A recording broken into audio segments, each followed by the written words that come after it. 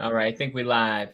What's going on, guys? Welcome to Only Football. We've been on a roll lately. Tonight we got the Buccaneers playing the Bills. Thank you for making Only Football your home to watch football. We're getting a lot of love from Las Vegas. Love to see it. Getting a lot of new people coming in. Look, this is where we hope you always watch your primetime football, and we are ecstatic that you're doing it today. Without further ado, let's get into Thursday night football. Let's go.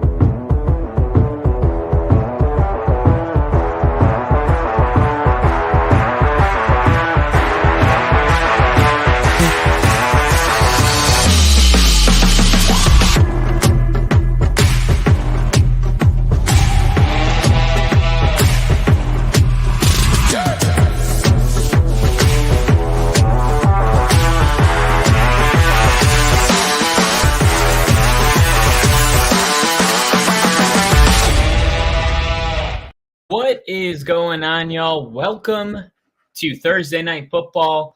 The Bills playing the overachieving Buccaneers. A lot of people feeling pretty good about the Buccaneers. Look, they continue to surprise a lot of people with Baker Mayfield, but we've also had a couple games where Baker Mayfield looked like somebody that was going to have 1 year with Tampa and then, continue to be a journeyman quarterback. The Bills, however, they've never had the record that they have right now in the entire time Josh Allen has been here. Hold that thought. We got the one, the only, the big four, R-I-C-K. What's up, Rick? Yo. What up, Kyle? What's up, dude? We were just getting ready for some Thursday night football. Go. Really pumped about this game, man. Josh Allen running out onto the field right now. Fireworks going off in Buffalo. I got to say, Rick, to me, this feels like the perfect time for Buffalo to just embarrass somebody at home. Doesn't it feel like they need that kind of a win? That's exactly what I think they need, and that's exactly what I think is going to happen. I've got the Bills winning this. I know we didn't go over our Thursday night football predictions on our Monday episode, which we just forgot. It went over time, but yeah, I think this is exactly what's going to happen, man. The Buffalo Bills coming off another loss, not looking like the Buffalo Bills we know and love, right? Like Josh Allen makes mistakes and he's done that before, but they've been able to come back from that and able to get wins. This is what they need, a home crowd and a team that is very, very subpar in the Bucs. I think this is a recipe for success for the Bills, dude. I think Josh Allen's about to have a hell of a fucking game. Stephon Diggs, a hell of a fucking game. And for fantasy purposes, Dalton Kincaid, a hell of a fucking game. That's what I need. Well, I love it. I need Dalton Kincaid to do some stuff too. This is going to be a really interesting game for Tampa because they have had games where they have looked like they're overachieving. Yeah. And then they've had other moments like, I think last week against Atlanta, they lost by 3, but I think they missed some field goals as well. So some points left off the board. Either way, Tampa is a true NFL wild card. They are the definition of not even a trap game. They're at that next level. Like New England is right there in that category. Yeah. Like you're going to have to go out there and you're going to have to earn your win. And I really think, man, for Buffalo, I just was mentioning it before you came on. This is the worst record Josh Allen has ever had since being, I probably since his second year. Yeah. So, man, when I look at this, I don't worry about that. Like the NFL is a really hard place to win. It's not about. I know there's some skeptics because the Bills continue to lose in the postseason. But to me, if you weren't watching our recap, I mentioned that the Bills and Josh Allen remind me of the Packers with Brett Favre. Every year you know that you have a chance to go the distance, but ultimately it only happened once in Brett Favre's 18 years or however long it was with, I think it was only 15 seasons with the Packers. So I think a little bit of that is just you never know when it's going to work out. You never know when it's just going to click. This team gets rolling, like win their last 4 games in a row, last 5 games in a row. All of a sudden, they're a very real threat to go to the Super Bowl. I don't think just because they have this record, it means by any means that Buffalo is not a dangerous AFC team. I think we all understand that, but I also think they need to embarrass somebody at home to kind of remind everybody what they're capable of when Josh Allen's playing at a high level. Yeah, dude, I could not agree more. And look, they're third in scoring offense, fifth in scoring defense. And while Baker in these games, he's been kind of a guy that you bet on when people are looking, when he looks like shit and he has something to prove, like last year when he came to that Thursday night football game and just overall in his career. This is going to be so tough for him to come back from, you know what I mean? And especially in this game. Like I said, this is a great get right game for the Bills. The Bucs are just struggling to score, man. And I'm gonna call it now. I think Baker throws for 2 interceptions in this game. Easy. Whoa. Yeah. 2 picks for Baker today. Picks, man. That's how bad he's been looking. Let's be honest. Does the defense get a touchdown on any of the picks? A defensive touchdown for Buffalo today? Only if the pick comes inside of the 40-yard line of the Bucs. So if if they're inside the 40 and they get a pick, that's going to the fucking house for sure. All right, you heard it here, folks. As we get the DraftKings commercial pop up, anytime defensive touchdown for Buffalo is what Rick's going with. There's a couple player props that I went with today. We've been on a roll if you've been keeping up with us lately. Our last 2 weeks, we've won over $500 on these games. Thursday night been a really good game for us. I know the Saints and Jaguars game was very frugal thanks to a guy named Alvin Kamara. And tonight, who do we want to go off? Well, we need Mike Evans to go off for 2 reasons. Number 1, I got him on an anytime touchdown. Number 2, he's on my fantasy team. So there's going to be a lot of emotions going towards Mike Evans today. Rashad White, James Cook, and Stephon Diggs. Those are my 4 guys today that I'm thinking can get in the end zone and get a touchdown. Now, let me go over this with you. Josh Allen, over 1.5 passing touchdowns. Does it happen, yes or no? Yes, 100%. Okay, Josh Allen throwing for more than 225 yards. Yes. James Cook rushing for more than 40. Yes. Dalton Kincaid, 25 receiving yards. 100%. Stephon Diggs, 70. Fuck it. Let's go. Let's go. Yes. Let's go. All right. So that is the 5 same game parlay that we'll be looking for today. I think all that's doable. It's the NFL though. Anything can happen. Let's see what happens. We got Kaylee Hartman on the field doing some reporting. 2018 NFL draft, Baker Mayfield was selected first overall. Josh Allen, 6 picks later, was drafted.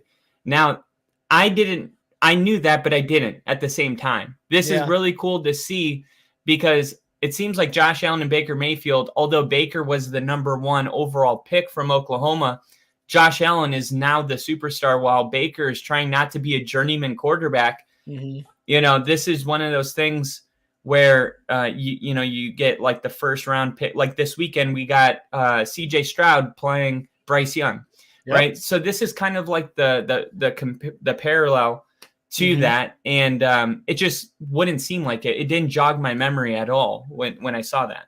No, not at all either. And that little stat popped up, and I was like, I really thought Baker Mayfield was taken either the year prior or just like a completely different year. I didn't even realize how close they were in terms of being drafted. But the Bills clearly, with the better quarterback, as you saw the stat there too, Baker Mayfield on his 4th team in those 6 years. Josh Allen here is making the playoffs almost every year of his career in the Bills. As we're getting ready for kickoff here. Kickoff. Kyle, is this get returned? Is get returned? It's getting returned. Let's go. Let's see where they can get to. Bucs are receiving the ball first. Okay, get in a corner. Get in a corner. All the way to the 25. You should have took a knee. That would have just saved time, really. That would have saved the 8 seconds. But isn't it so much fun knowing there's a chance? You know what I mean? Anytime they take it. But and the thing about this year too, if you guys have, if you guys are watching this show, you guys clearly watch the NFL. week to week, man, this league has been nowhere near close to being able to be predicted. So you never know. We're predicting the Bills and all these big stats and this big win. We'll see how it goes. Baker in the shotgun here, 1st and 10 from their own 27-yard line, 28-yard line, actually, struggling to get the playoff. Little motion, takes the snap, gives it to Rachaad White, who takes it for about 6 yards. But yeah, man, it's unpredictable this year. Unpredictable. Really unpredictable. And Rachaad White has kind of been a bright spot on this Tampa Bay offense. I wasn't a believer. I heard all the people drafting him in fantasy. I wasn't really going for it. So far, he's doing pretty good. And unfortunately, I sat him because I need Joe Mixon and Jaylen Warren, who were doing a little bit better than him last week. So I don't need him to go off. Baker Mayfield in the shotgun. He's going to take the snap, looking to pass. Goes left, ball up in the air, and incomplete. That would have been the defensive touchdown I called. Yeah, right there, just to start the game. Just fuck it. 3rd and 4 coming up, and Tampa, you want to avoid a 3-and-out when you're the road team, right? Mm-hmm. It's like, I don't know if Buffalo won. I would assume maybe they won. You're seeing a lot more teams defer because it's such a big advantage if your defense gets a 3-and-out to start the series. And exactly. And that's on the line. And that is trusting your defense, too, to start the game if you do get that coin toss. Baker in the shotgun takes the snap, looking to pass. Some pressure over the middle, completed to, who is that? Number 10 for the first down. Palmer. His rookie, Palmer. Yeah. Remember, last week, Palmer was a guy that he was missing consistently by just overthrowing him. Yeah. It was just a good route. They're going to have their attention on Chris Godwin and Mike Evans.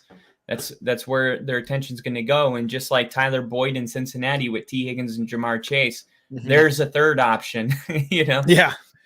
Here we go. Baker in the shotgun. They are at their own 48-yard line.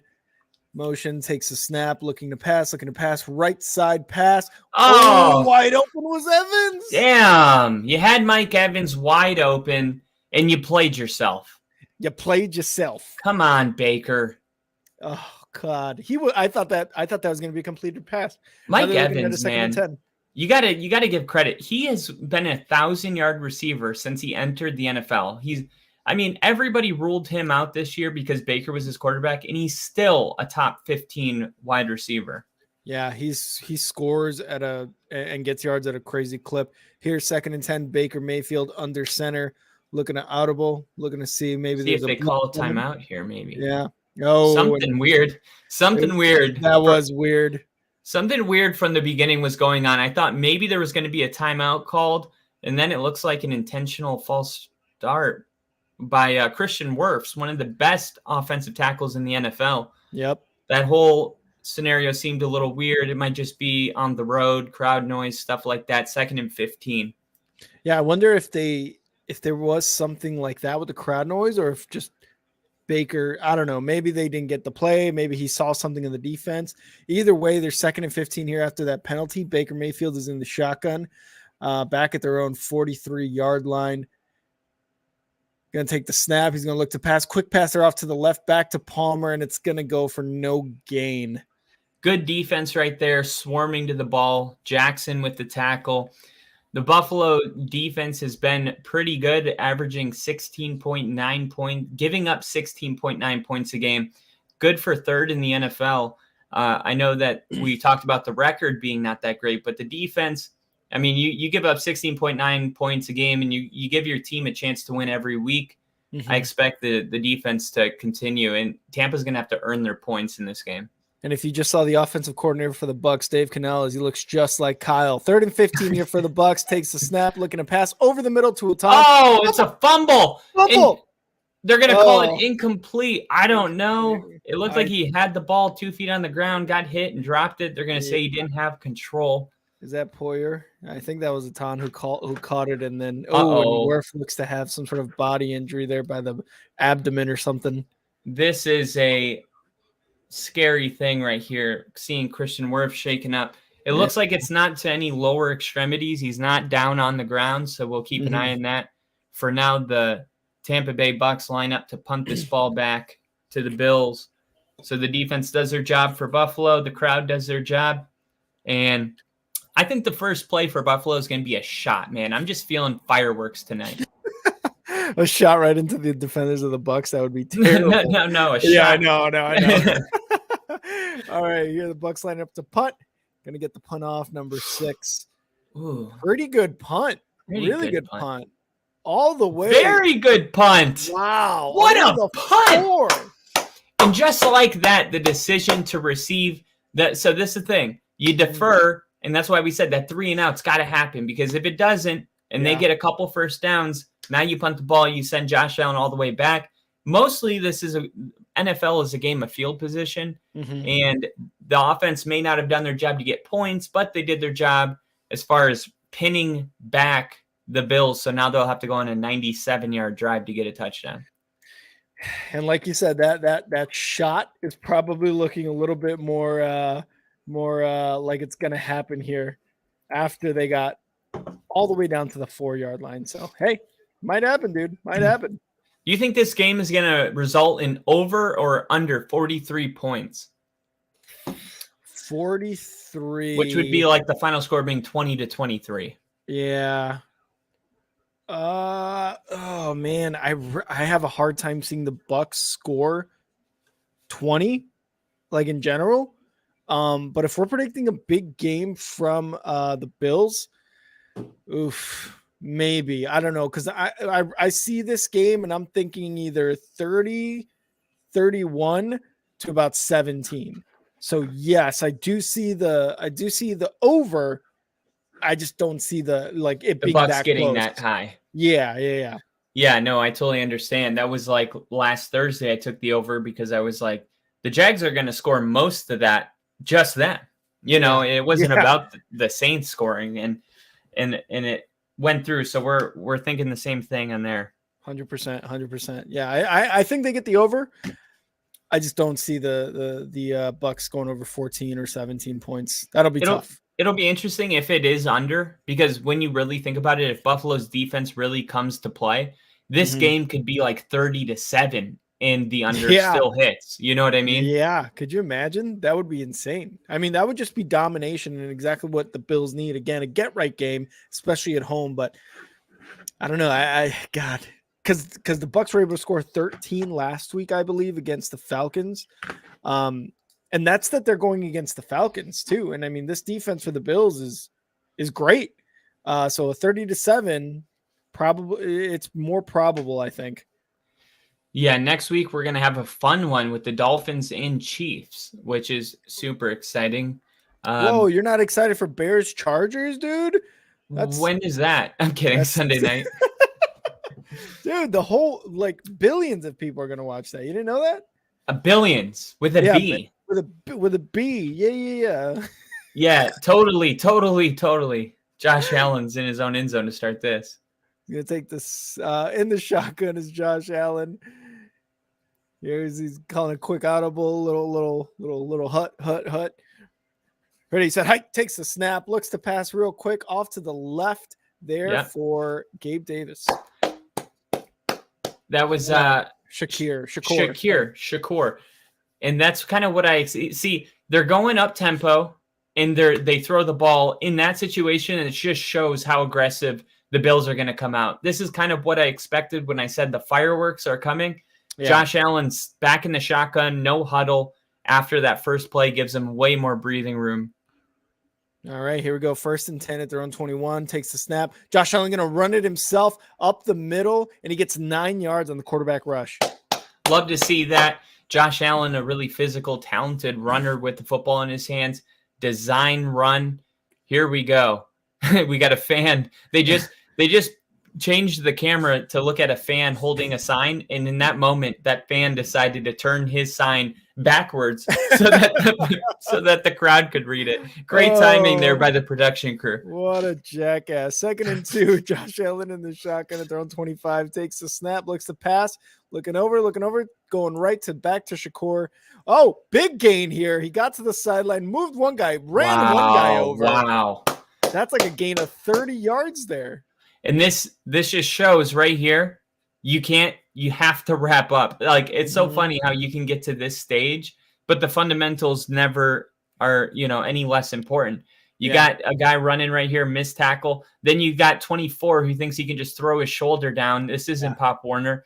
And he bounces right off that, as he should have. Terrible job defensively by Tampa.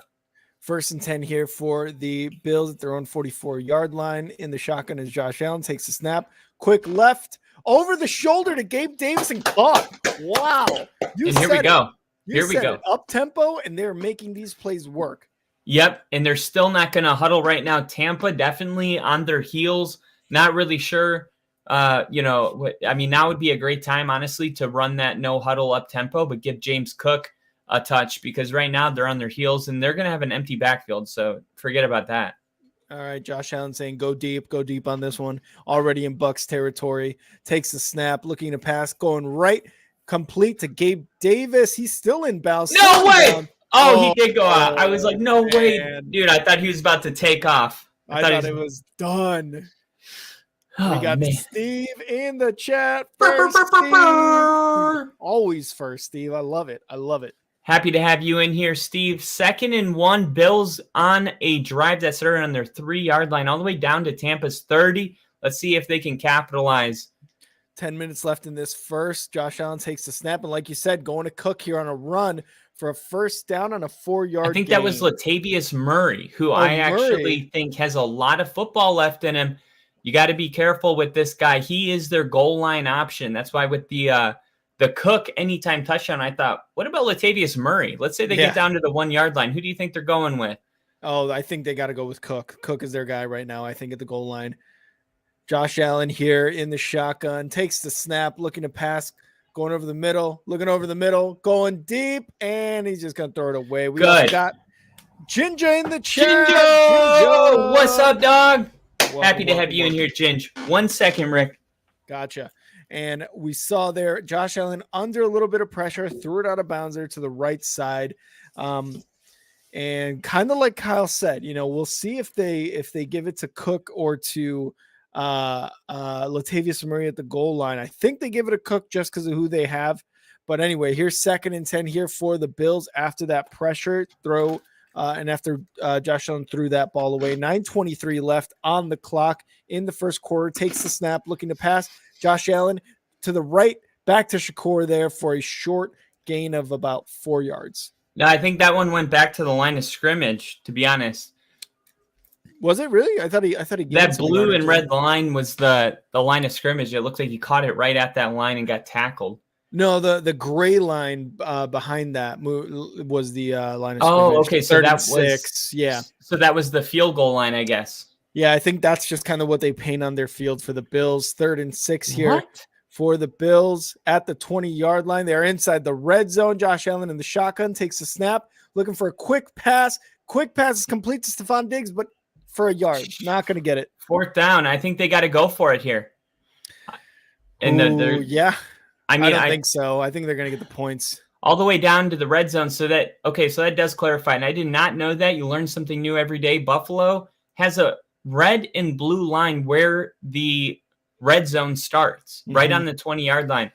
Did not know that.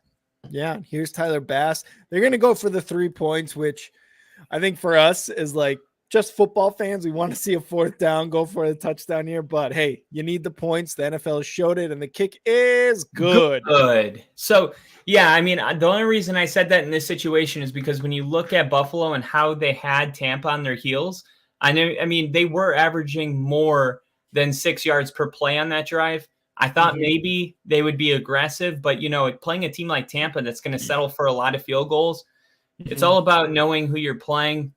Either way, I'm okay with it. I think if it was 4th and 4 or less, you definitely get the nod to go for it there. But the Bills do take the lead, and Rick already updated the ticker. 3-0 Bills with about 9 minutes left, I believe I saw in the first quarter. And like you said, dude, they started this drive from their own 3 or 4 yard line after a great kick by the Bucs punter. They're able to get some points on the board, and hopefully what they can do on the defensive side in this next series for the Bucs is exactly what they did on the first, because they're dominating right now. Yeah, no doubt about it. It's only been one drive, but when you look at the overall sample size of Tampa not scoring a lot of points, it's really their defense that's kind of kept them in all these ball games and has Tampa with a winning record. Let's not forget how important this game is to Tampa. You know what I mean? Yeah, because the NFC South is still something that's surprisingly at week 8. I mean, not too surprisingly, but surprisingly at week 8 with how weak we thought the division was going to be. Still up for grabs, man. I mean, you got the Bucs, you got the Saints, and I mean, not the Panthers. All right, we can kind of get them out of the picture, but you got the Falcons in there too. So you got those 3 teams that are really have a shot at winning this division, which means a playoff spot, which means, you know, a possibility to win some postseason games.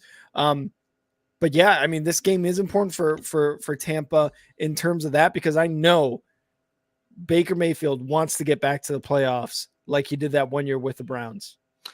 Yeah, and I did want to shout out everybody on this channel really quick. Jinja, Steve, everybody that's hopped in here. Thank you for watching the game with us today. The channel is building some traction. My mom is in Las Vegas right now on a work trip.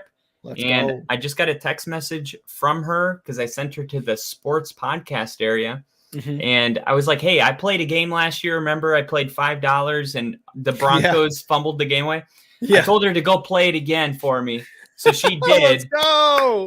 And there may be $100,000 coming, but she just sent me another message at 5:39. Everyone is talking about you and your podcast. Let's go. Let's go. Clap it up.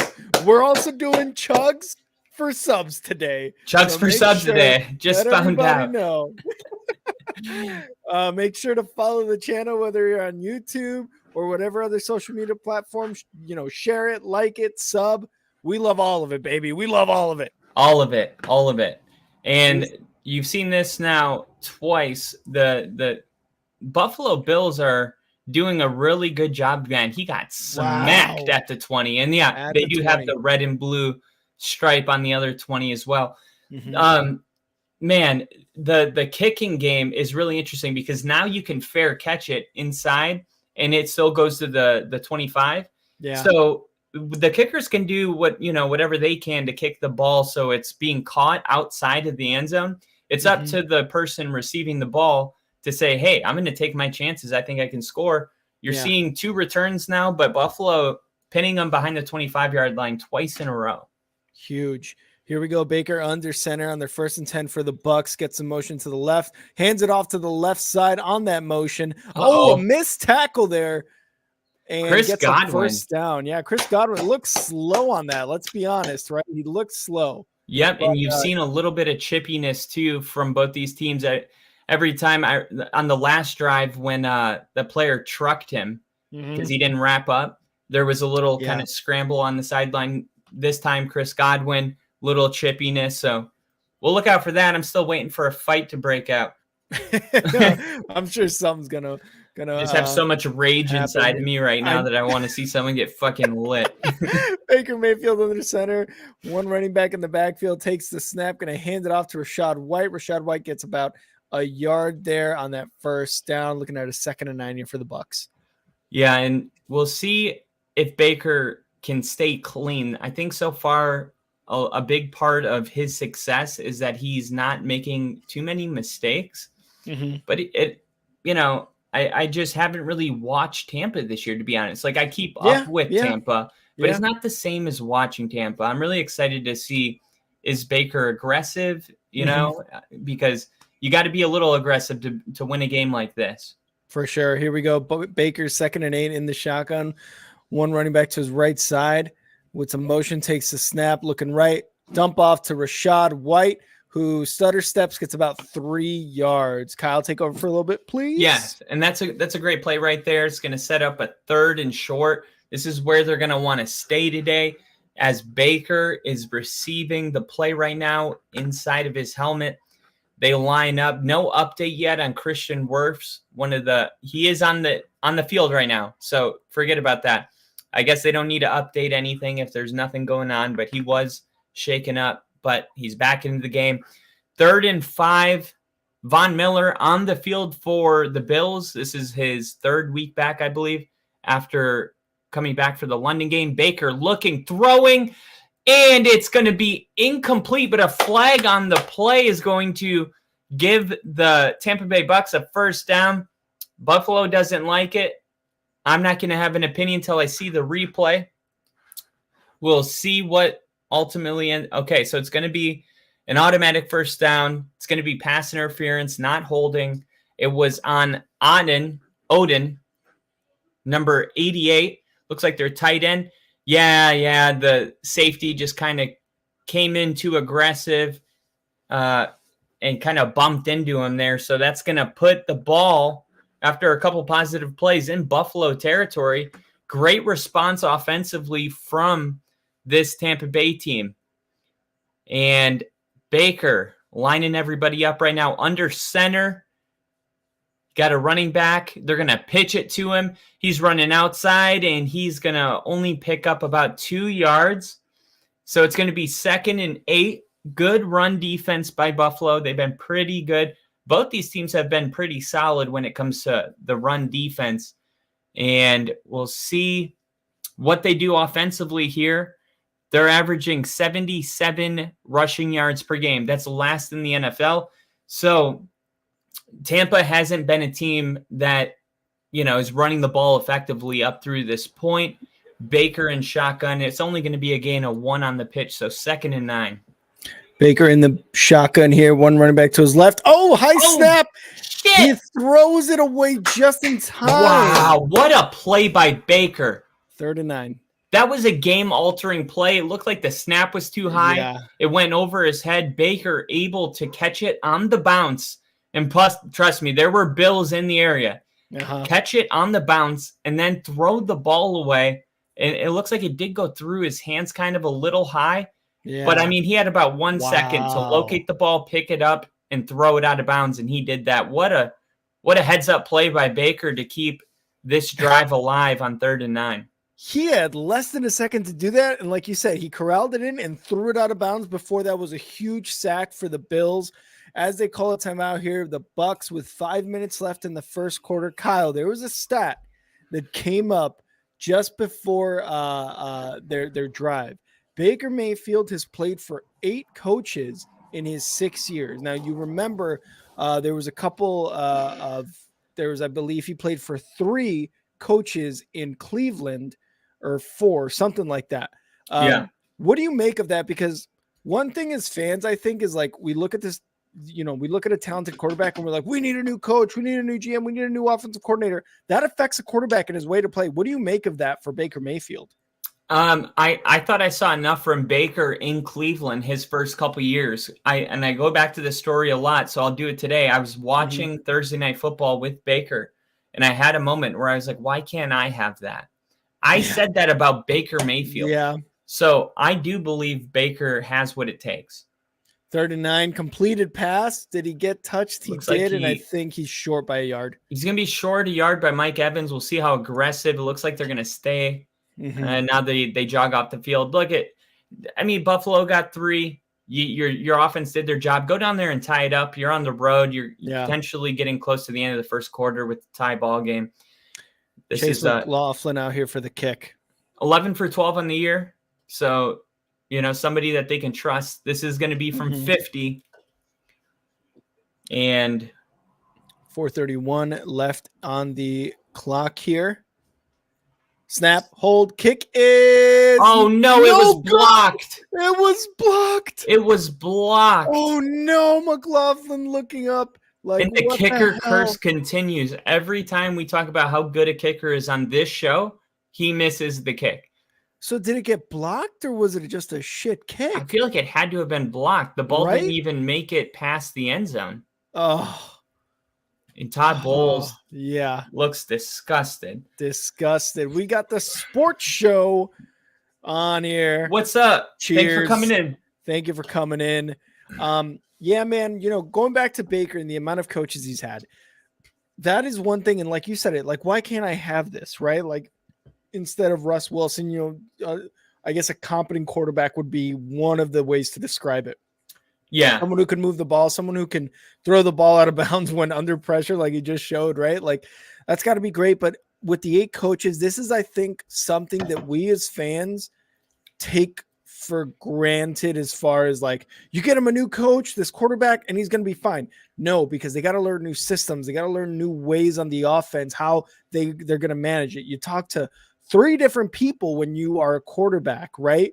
And you have one regime. You talk to the head coach, the offensive coordinator, and I just gave you the finger there, and the quarterback's coach. Those are the 3 people you talk to, not including the different people on your offense. So all these different names, all these different ideas, all these different methods. Now I am coming to understand that just because you want a new head coach, a new offensive coordinator, a new quarterback's coach, that's not always the formula for success for these young guys who are struggling early, especially when you want this team to succeed.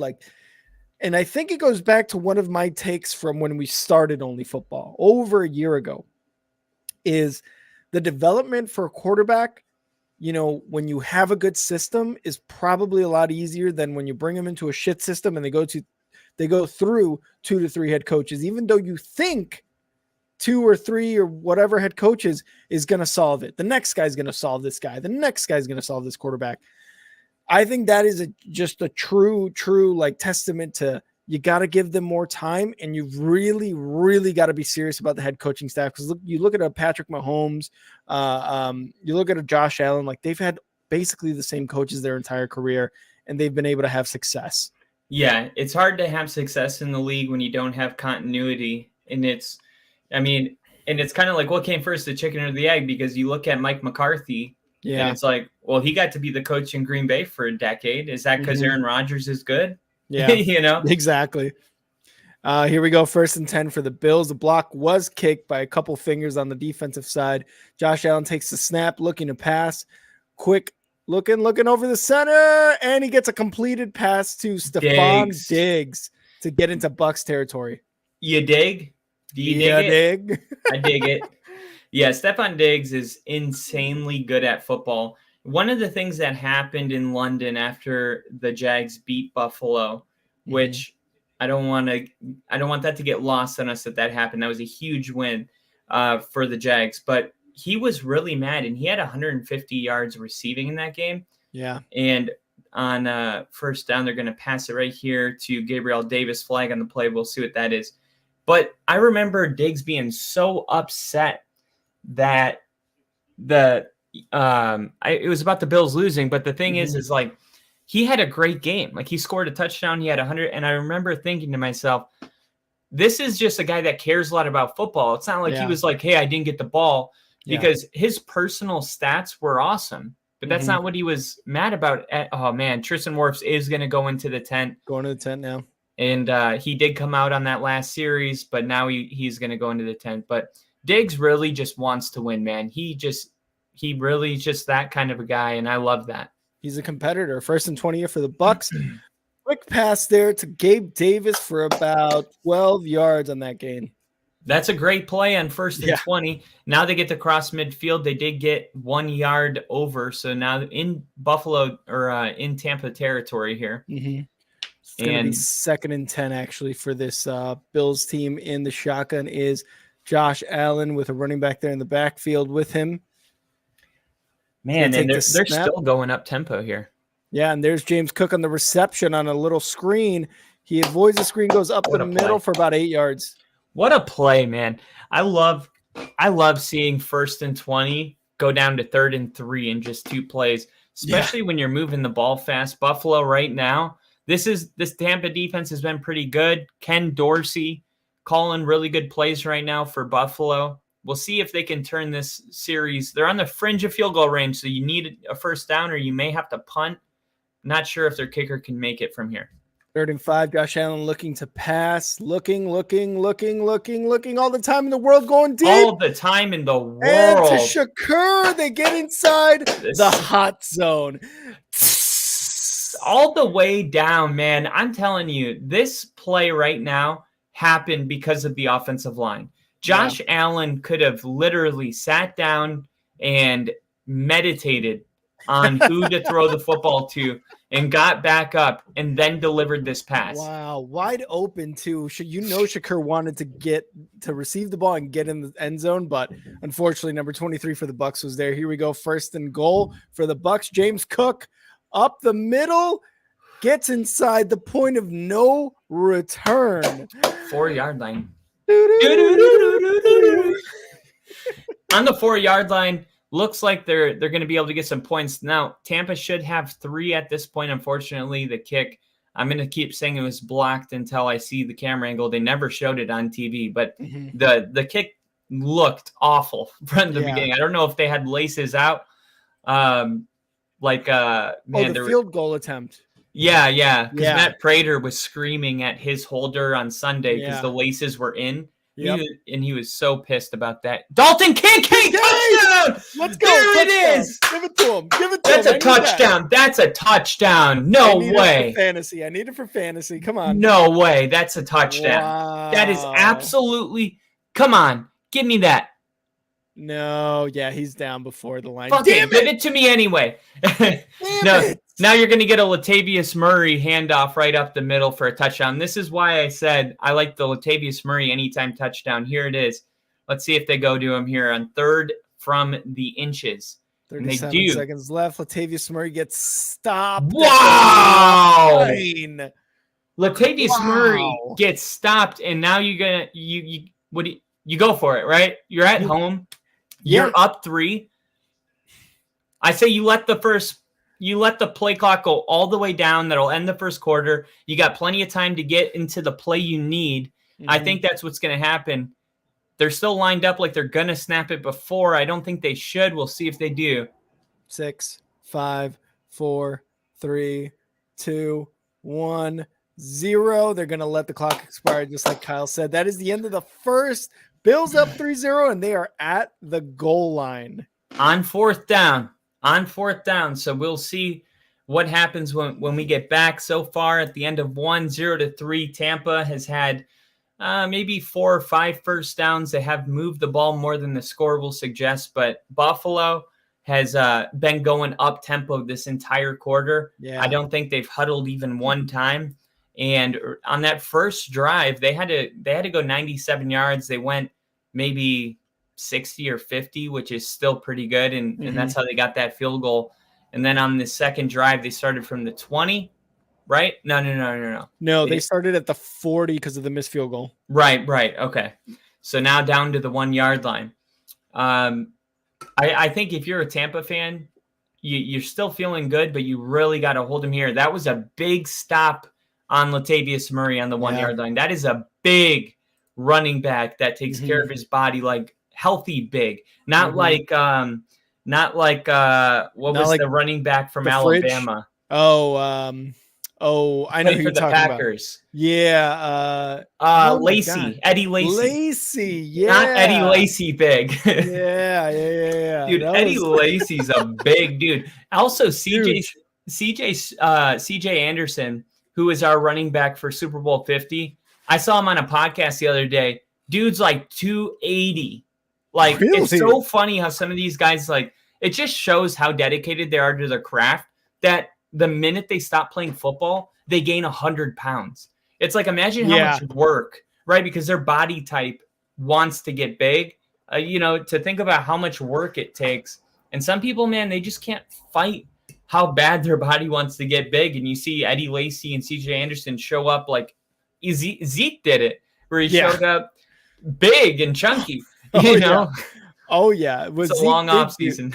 Zeke was one of those guys where he would do this, like every time he scored or something, like his rookie year. And then people took that and were like, yeah, bro, you did that over the off season. You fucking did. I haven't heard that one. Yeah. I haven't heard that one. That one is funny. I love that. Everybody tuning in, please make sure to share this, because if you look at the bottom of the screen, we're doing chugs for subs. And if you let us know you subscribed, we will do a little chug for you. Absolutely, we will. I was robbed. I just was in Florida for the last couple of weeks. I came back. My mini fridge in my room is gone. So unfortunately, I will have to go downstairs and grab a Miller Lite if the sub happens. And by the way, I hope it does. Sub please, and if you can, hit the thumbs up. Let YouTube know that you enjoy this. Todd Bowles getting a little first quarter interview, something we don't see very often. Normally we get the halftime interview. Prime is doing little things, man, that I'm really enjoying. All right, here we go. 4th and goal, the start of the second quarter. We got Josh Allen in the shotgun. It looks like Latavius Murray there next to him. 3 receivers, moving Kincaid to the left. Quick. Incomplete. The defense does their job. Josh Allen tried to thread it in, man. It was a quick throw to the flats. It looked like Kincaid was the intended target. I don't know. They got the camera angle on Diggs right now because he's probably the most emotional player. They want to catch some sparks here, but the defense for Tampa steps up. This was a shotgun. And soon as they sent Kincaid in motion to the flats, it looked like he was supposed to – it was a quick pitch and catch. And just great defense by Dean for – Let's see if it turns into a safety because the offense is about to snap the ball on the 1 yard line. Under center, hands it off, and gets about 2 yards there on the rush for who is that running back? I think that was White. Okay. No, White is number 1. White is number 1, yeah. Okay. So it was somebody else. But the Bucs get a couple of yards there. Edmonds? Is that Chase Edmonds? Oh, it might be. Yeah. Edmonds. 2nd and 8 here for the Bucs at their own 3 yard line. And Steve wants a hell yeah, Kyle. You ready? Hell yeah. Let's go. 2nd and 8 for the Bucs. In the shotgun is Baker Mayfield. Running back to his left side. Motions off to the right. Takes the snap. Looking to do a quick pass. Looking over the middle. Looking left. Looking right. Getting pressure over the middle. Incomplete. And wow, Edmonds wants a flag, but I don't think that was a flag. Yeah, Edmonds wanted a flag. I think he thought Johnson might have wrapped him up a little early. Yeah, they haven't shown the replay yet, but it's going to be 3rd and 8, no flag. Mm-hmm. After the gain of 2, it did feel like they had some breathing room, but let's be real. They're still calling this play inside of their own end zone. So we'll see if Buffalo, maybe a guy, I don't know, what's his name? Von Miller. Maybe Von Miller can, show that he's still, a top rusher in the league. Yeah, 3rd and 8 here in the shotgun as Baker Mayfield takes a snap, looking to pass, going deep over the middle, incomplete, almost intercepted, tipped, almost picked. This is really funny because I could see a scenario where this game was going to be a low-scoring game with a lot of yards in the game, if that makes sense. Yeah, no, 100%. Like going down the field, but like the Bills did, going on it on 4th down and then just not getting any points, and it's like, okay, that was 70 yards of offense there. Right.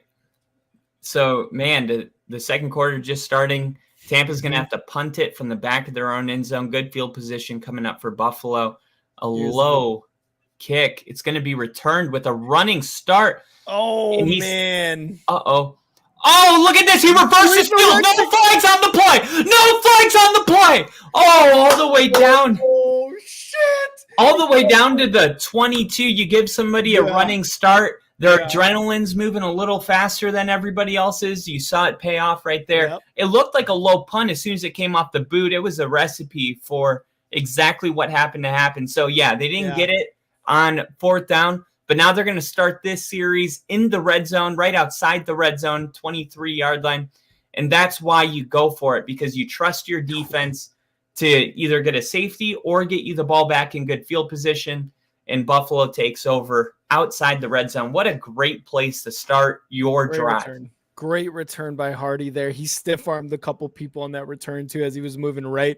But Josh Allen gets the ball again, and he wants to score on this drive. He wants to put up a touchdown to get to 10-0 at their own 23-yard line. Takes the snap, quick handoff there to Cook. Cook up the middle, and it looks like he gets 8 yards on the run. Yeah, Cook's looking more like his brother every single week.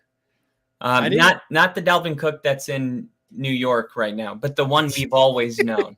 I was going to say Dalvin Cook is a little frustrated in New York right now with the Jets. that him, his agent, and the coaching staff and like the front office for the Jets, we're going to have a little meeting to see what happens with his production. Ooh. But here we go. Bills inside the red zone, 2nd and 2. Josh Allen under center. Looking to snap, takes the ball, gives it to James Cook up the middle. It looks like a first down. I will say one thing I love about Cook's running style is sometimes it seems like, okay, this is like at least my gauge for a good running back is when the quarterback hands the running back the ball defensively, what it looks like. So when it looks like there's a wall stopping of Buccaneers and it's supposed to be a negative play, a running back turns it into a 2-yard game. To me, that's actually one of the signs for a great running back. Right there, he had nowhere to go, and he still turned it into a 2-3-yard run. 3rd and 1 here. They're going to do the little tush push, and that definitely goes for a first down with Josh Allen's big frame going for it. And he's look at him. He's got that swag. He's like, let's go. He's fired let's up. Go. That and he oh man, Josh Allen, it was so funny. I was talking earlier this offseason about how he was going through some personal stuff in his life and wondering how it was going to affect him going into this season. Yeah. Too early to tell, but I love his fire. It's still there. 1st and 10 inside the hot zone for the Bills. In the shotgun is Josh Allen running back to his right, takes the snap, looking to pass over the middle, moving right. He's moving that's too much time. On the right side, and he gets tripped up for a sack. He's going to lose about 2 yards on that. Josh Allen has the most touchdowns in the NFL on the run this season. When you give him that much time and he rolls out like that, normally that equals something really good to happen here in Buffalo. We got nice legs in the chat. Formerly Edub. It's Edub. It's Edub. Thanks for coming in. We're gonna keep calling you Edub. You got to remind us though if you're gonna change your name though. I'm not calling you nice legs. That's for sure. 2nd and 12 for the Bills. In the shotgun, takes the snap. Josh Allen moves up, rushing it himself. Oh, Josh Allen's gonna score! Touchdown, baby! Touchdown! John, look at him. He's got that nasty face. He's like, this is what I do. Who did you think I was? Did you think I was Baker? No. You better recognize. You better recognize. There was a sign that said run, and then instead of Forrest, they had it crossed out and it said run, Josh, run.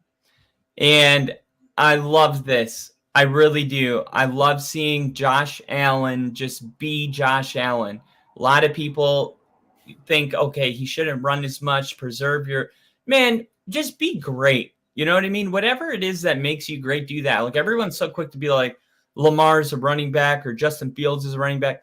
Who cares if it's working? Just go out there and do what God's blessed you to do. Like use your abilities. If it's running the football, then don't slide right there and continue that run. That turned into a touchdown. Most quarterbacks, right when that second level of Buccaneers were going to make that tackle, most of them don't plant a leg and cut back. No. And that's what makes Josh Allen. And I love seeing him do that. Yeah, no, and that's what you said there with Lamar or Justin Fields. Oh, he's just a running back. It's like nobody said that about Allen because, yes, he has a big arm. All these guys who are playing quarterback have arms. You have to have an arm. Unless you're Tua.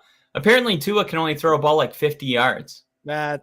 Even that one I don't really understand or believe. But again, we've yet to Dan see. Marino didn't have a big arm. Yeah, but that was what, the 70s, 80s, something like that. But I'm just saying, there's like your quarterbacks that can throw between 50 and 55 yards, and then you have your couple of quarterbacks that throw around 80. Like when you look at Jay Cutler. That was a big arm. That's a big arm. Big Brett arm. Favre, Jay Cutler, Aaron Rodgers, Josh Allen, Patrick Mahomes. I do think Josh Allen has a bigger arm than Mahomes. I think Josh Allen's the biggest arm in the league right now. I would agree with that. We see Mahomes go for deep balls, but I also see Josh Allen doing it more. And I think from just people around the league, media and whatever, they say that Josh Allen has a big arm. And it shows that he has a bigger arm. Mahomes is a little bit more tactical with his throws, short yardage, maybe like 20 yards here and there, but he doesn't go for the deep ball that often. Whereas Josh Allen, you see the strength. Yeah. And do you know who has right now the record for longest air distance completion in the NFL? Who's that? Baker Mayfield. What? Baker Mayfield has the longest Wow. historical, and look, we didn't even mention him talking about big arms, right? Yeah. But Yeah. he has, I believe, a reception that traveled 73 air yards in his second, I believe it was his second year as a Brown, and that record still stands to this day. Wow. I would not have pegged Baker Mayfield for that. I would never peg Baker Mayfield. I've been pegging Baker Mayfield, but not for the big arm thing, because I have the big arm that pegs him. No, not for the big arm thing at all. It's called the third leg, not third arm. I just think in that, I feel like that has to do something with how many teams he's been on, how many coaches he's had too, right? Like that, again, that affects something like that because of the play calling and stuff. So yeah, I don't know. It's just not someone that again, we didn't think of him when we were talking about throwing it down the field, right? So that just goes to show he has not been there. This time, fair catch is called. Yeah. Because Buffalo does that on purpose. The only other kicker that does that on purpose, as far as, it's only week 8, so we don't have too much to pull from. Yeah. But it's the Packers. And the Packers tried to do that a lot. Last week, we saw it up close, and they fucking fair caught it every time. It's just like, that's why I don't really like the rule, is because, the reward just doesn't outweigh the risk when you make it that easy to start at the 25. Exactly. 1st and 10 here for the Bucs. Baker Mayfield trying to answer back, going down 10-0 in the shotgun. Takes the snap, going to hand it off to Rachaad White up the middle for about 2 yards, if anything. 2-yard gain. It'll be really, really important how the Bucs bounce back, because the game has felt like, Buffalo's doing more offensively, but Tampa shouldn't have 0. So let's see. I'm thinking a field goal. I'm really feeling that. I would see maybe you got to lean on Mike Evans. You're in the second quarter now. Try to find your best player. Under center is Baker Mayfield. Hands it off to Rachaad White. They're going to try to see what they can get with the running game. And maybe a yard or 2. I get it, but come on, man. It's 2nd and 7. You're going to run it back to the line of scrimmage. Like at least pitch it, or have, a wide receiver reverse. Like, I'm looking for something special right now. They're trying to beat Buffalo in an old-fashioned manner. I just don't know if you're going to get that today, because the Buffalo that showed up is all about the fireworks. You gotta fight fire with fire. And we see Tristan Wirfs is back. Look at that Bills fan, looking like a murderer. I love it. I do too. He's probably jumped through. He's probably been wronged a couple times in life. In the shotgun, Baker takes the snap, looking to pass in the pocket, goes right for a pass. Wow, wide open. Chris Godwin down the right side of the field, getting down to about the 31-yard of the Bills. Blown coverage. That's blown coverage. When it's that easy, that's just blown coverage. And you saw right there, the corner for Buffalo said, "That's me." So let's see what happened here. When he broke on that route, though, Baker was already throwing it. So that to me tells me Baker knew that this was blown coverage before the coverage was blown. That's a high IQ play for a guy trying to stay in the league. In the 40-yard line of the Bills, Baker in the shotgun takes a snap, hands it off to Rachaad White, who gets free off to the left side and gonna get inside the red zone. There's a flag on the play. Oh no, Rachaad White's run is just gonna be the refs just got dialed in. They said this isn't on the script. This was not on the script. And we're going to call holding here on offense. Tampa. Too much money has come in on Tampa being underdogs. We can't have that happen. Back it up. Vegas got on the phone. Hey, no, don't let that. No, not at this point. Not at this point. Where's the holding? Edub, hopefully you get to see the Lions-Raiders game. I guess they're calling it on number 10. Palmer. They're calling and it Baker on Palmer. Mayfield. He's like, what? You're going to call it on the wide receiver. Okay, so it's going to be 1st and 13 as we go under 9 minutes in the first half. Game's going by at a pretty good speed. Has been pretty clean for the most part. Baker Mayfield under center with a running back in the backfield. Receivers to his right and left. Motions one to the left. That's going to be a false start. I saw that.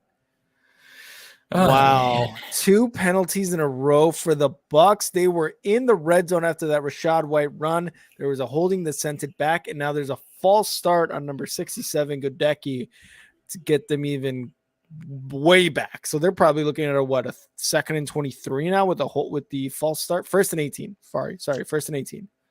It's okay. Just don't let it happen again.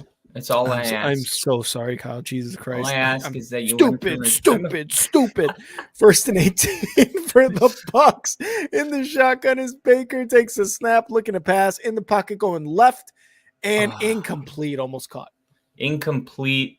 Looked like it was catchable, but he had to go kind of low to get it, and it looked like he tried to catch it with his body.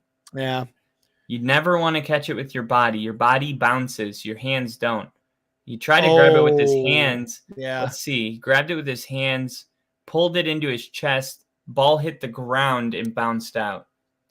Here we go. 2nd and 18. Rashad White to Baker's left in the shotgun. They need a 1st down here, 18 yards to do so, but they got a 3rd down left. Let's see if Baker can do something. Time. It's Miller time. Takes the snap over the middle, quick pass, gets completed to Godwin. And Godwin, little slow to get up. And remember, every time Von Miller gets a sack today, that is Miller time. Me and Rick will be chugging a Miller Lite. 3rd and 9 coming up. What's up? Camera's on him right after I said that. What the fuck? All right, 3rd and 9 here. Baker in the shotgun, 2 running backs to each side. Receivers to his right and left. Takes the snap, looking to pass, looking to the left, going left. Almost intercepted. Picked. And Mike Evans looked pissed, man. The way he just walked straight off the field. And it wasn't a great throw. I don't really know what happened here. He threw the ball. I think this has got to be a miscommunication between Mike Evans and Baker. Yeah, because Evans broke to the outside and Baker threw as if he wanted him to break to the inside. So obviously there was miscommunication there. Mike Evans walking off, like you said, kind of angry, and the Bucs are going to try for another field goal. Let's see if Prater can make it this time. No, that's not Prater. Prater's for the Cardinals. Oh, okay. Here's the kick, snap, kick, hold is good. The Bucs are on the board. The Bucs, 3 points. Another fight. Here we go. Finally. Yep. Let's go. Come on, more. And harder. Got a flag. We got a helmet off. Wow. Number 5. Is that I think that was their kicker. No, I think that's their holder. No. But there is a flag. A helmet is off on the Bucs sideline. If I had to be a betting man on this, I think they might have just gave a little friendly push at the end. Yeah. That maybe didn't sit well. Let's see what happened here. Oh, there's that friendly push. And he's just, what are you doing, dude? Get off of him. Yeah. I mean, the play is completely over. Oh, come on. This is just ridiculous. That's a little too much there. It looked like he was just trying to take his helmet off. Yeah. But you can't do that either unless you play for the Chiefs. Then you'll get a warning to put your helmet back on. We'll see. I think this is going to be offsetting because there's going to be a penalty on the helmet coming off. And I think on Buffalo's side, he power drived the lineman into the ground. It seemed like the play was over. I think this is going to be offsetting. Let's see. Yeah, so they didn't even have penalties, I think, there because they just waved them off. But yeah, you saw that the Bucs guy drove somebody into the ground. The punter or the holder, I'm sorry, for the Bucs helmet came off as they were trying to break up the fight. But hey, the Bucs got 3 points on the board. That's exactly what they needed to do. If they were able to make the last kick, they'd probably have 6. Definitely. And I'm going to take this link right now. I'm going to send it to myself, and I'm going to post it on Twitter, letting the world know that we are doing chugs for beer chugs. Chugs for subs? Thank you. We're doing dyslexia is real. For chugs. We are going to be doing subs for chugs. Good Lord. Oh, man. There's a lot of game left, but I really need Kincaid to score a touchdown. Oh, yeah. No, he'll get in. He'll get it. You better, I will cry. on screen. I think he gets in. I think what I really want is this game to stay kind of low scoring, but I do want Diggs and Mike Evans to both get a touchdown, and I do want it to be under 43 because that's kind of what I predicted. That's the big $600 one. You got to take the over, dude. That's more exciting. It is, and that's what I've been struggling with. Is like I'm always taking the over, but the NFL's not always over. That's right? true. So there comes a moment where you have to be like, well, what games do look like the under? And this was one I got kind of set on. I don't know. There was something on the Pat McAfee show that said that the NFL has admitted that the reffing has been horrible this season. No, I don't know if you saw that. Dog shit. Absolutely. Absolute dog shit. I got to pee and grab 2 beers while we are on the break. One to enjoy and one for our subscriber that we don't know exists yet. So sounds good. I'll be right back. I was doing a deep for the pee while we are on commercial break here. Let us know in the chat what you think of this game so far. It's 10-3 Bills in the second quarter. Still over 7 minutes left in the second quarter with the Bills coming on to take the kick to start their next offensive drive. And they're showing a replay here of that sack for Josh Allen. And I don't know if maybe this is meant to be like maybe Josh Allen. Oh, yeah, he looked like his left leg came up a little bit as if maybe he tweaked something there. I don't know, but he still ran for the touchdown and that drive. He's moving his arms around. Maybe he tweaked something, got a little funny bone hit or something. But they showed that Josh Allen on the sidelines. He's still going to go in. He ran for a touchdown. That man is tough. Here's the kickoff here for the Bills, and they're just going to let it go into the end zone here. We got Head on Fire. What's up? Cheers. Thanks for coming in. This game is going to go to the refs again. How are you this evening? We're doing good. We are doing chugs for subs, Head on Fire. So if you would love to share this, like this, so everybody could see, so everybody that comes on has a sub. We are doing a chug for every sub we get on YouTube. 1st and 10 here for the Bills. Under center is Josh Allen, running back to the back, 3 to the right, 1 to the left in terms of receivers. Takes the snap, going to fake the handoff, roll right, and it's going to go up in the air, tipped, and it's going to be intercepted. Oh, no. Tampa's got the ball. Intercepted. Tampa Bay ball at their own 25-yard line. What? It got tipped. There was someone who was coming off the edge. As Allen was rolling to the right side, he tried to throw it away. Instead, the person tipped it, and one of the linemen was able to get the interception. Oh, man. So it's a tipped ball right there. It was Antone Winfield. Yeah. Damn. And number 96. 92, I think, got it. See, right here, rolling right. He saw the quick. He tried to get it to Dalton Kincaid, but it bounced off back into the line, and it was intercepted. Nothing you can do there, but, man, that is a killer. Yeah, I was going to say, man, I think even if that ball was completed, it wasn't going to be anything either. Mayfield, Rashad White for a quick running back screen. He's going up the middle, gets into the hot zone, gets into the point of no return. Crazy, man. Wow. Crazy. Wow. What a turn of events right here. Tampa Bay staying involved in the game. Do you think they run it here on the goal line, or they find some guy named Mike Evans? Hopefully Mike Evans with a little fade route to the back end of the end zone. Let's see if that happens here. But Rashad White almost had that touchdown there. Here we go in the shotgun. 1st and goal for Baker Mayfield. Takes the snap to Rashad. Fakes it. In the end zone. Touchdown, Bucs. Chris Godwin with the touchdown.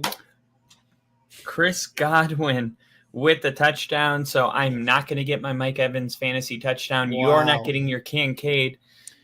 But we will get a tie ball game. 2 plays, 22 yards. I think it said 22, 29 yards. Yeah. And Tampa has tied the game. Yeah. Anybody that thought that this wasn't going to be a super close game, maybe it will. You think that was me? Bills, You think the Bills end up pulling away though here towards the end? I hope so. And as we go here for the kick is good. Tampa is going to go up 10. They're not going to go up. They're going to tie it 10-10. They're going to go up 10-10. And who's winning? Yep. The Bills for the last couple weeks, they've looked, ever since that London game in the first half, they looked a little bit slow, right? Coming out offensively. I really thought on this next offensive drive before that interception, I was like, they're going to go downfield, maybe score another, field goal at minimum, but I really thought they're going to score points there. Instead, it's a tipped pass interception, which sucks. But in the second half, I think the Bills have been a lot better, especially in the fourth quarter. They've scored a lot of points in the fourth quarter, the last 3 games. I think that's kind of what's going to happen. They're going to struggle here the rest of the second quarter, I think. Yeah, and I think for Tampa, the key to victory here is to continue to just be really gritty, play really good defense. I mean, when you go into halftime and there's only been 20 total points scored, that's pretty much, the recipe for success. Okay, stop the Bills offensively. Yeah. And stay with them offensively. It's not that complicated. Buffalo capitalized on their turnover. We saw a game last week with the Cardinals and Seahawks, I believe. No. Who was it? They kept getting into the red zone, but they couldn't score. And they ended up losing the game. They got there like Lions. 5 times. Lions. There was the Lions, yeah, and then there was one more. But the point is Tampa not only gets the ball, but in 2 plays, they score 7. That's what matters. Yeah. From me being a Broncos fan, when we play the Chiefs, we always say if we can just hold them under 20 points, if we can make them 1 for 5 in the red zone, that's our key to victory. Yeah. Well, we did that last Thursday, 2 Thursdays ago, but the offense scored 3 points. So it's like, okay, it's one thing to do that. It's another thing for your offense to come out and score immediately. Yeah. And that is kind of like, now we're really talking about upset type of game, if they can keep doing that. Exactly. And that was Antoine Winfield Jr. there on the tipped pass. And look, this is the play for Ritter that he was able to get the fumble from because they didn't cross the plane. Although I think a lot of people were saying he crossed the plane. That's a touchdown for the Falcons. Winfield Jr. here with the tip pass into an interception. Kyle, I'm going to go D for the P real quick. All right, D for the P. We do got Hat on Fire in the chat. Glad that you came in here with us.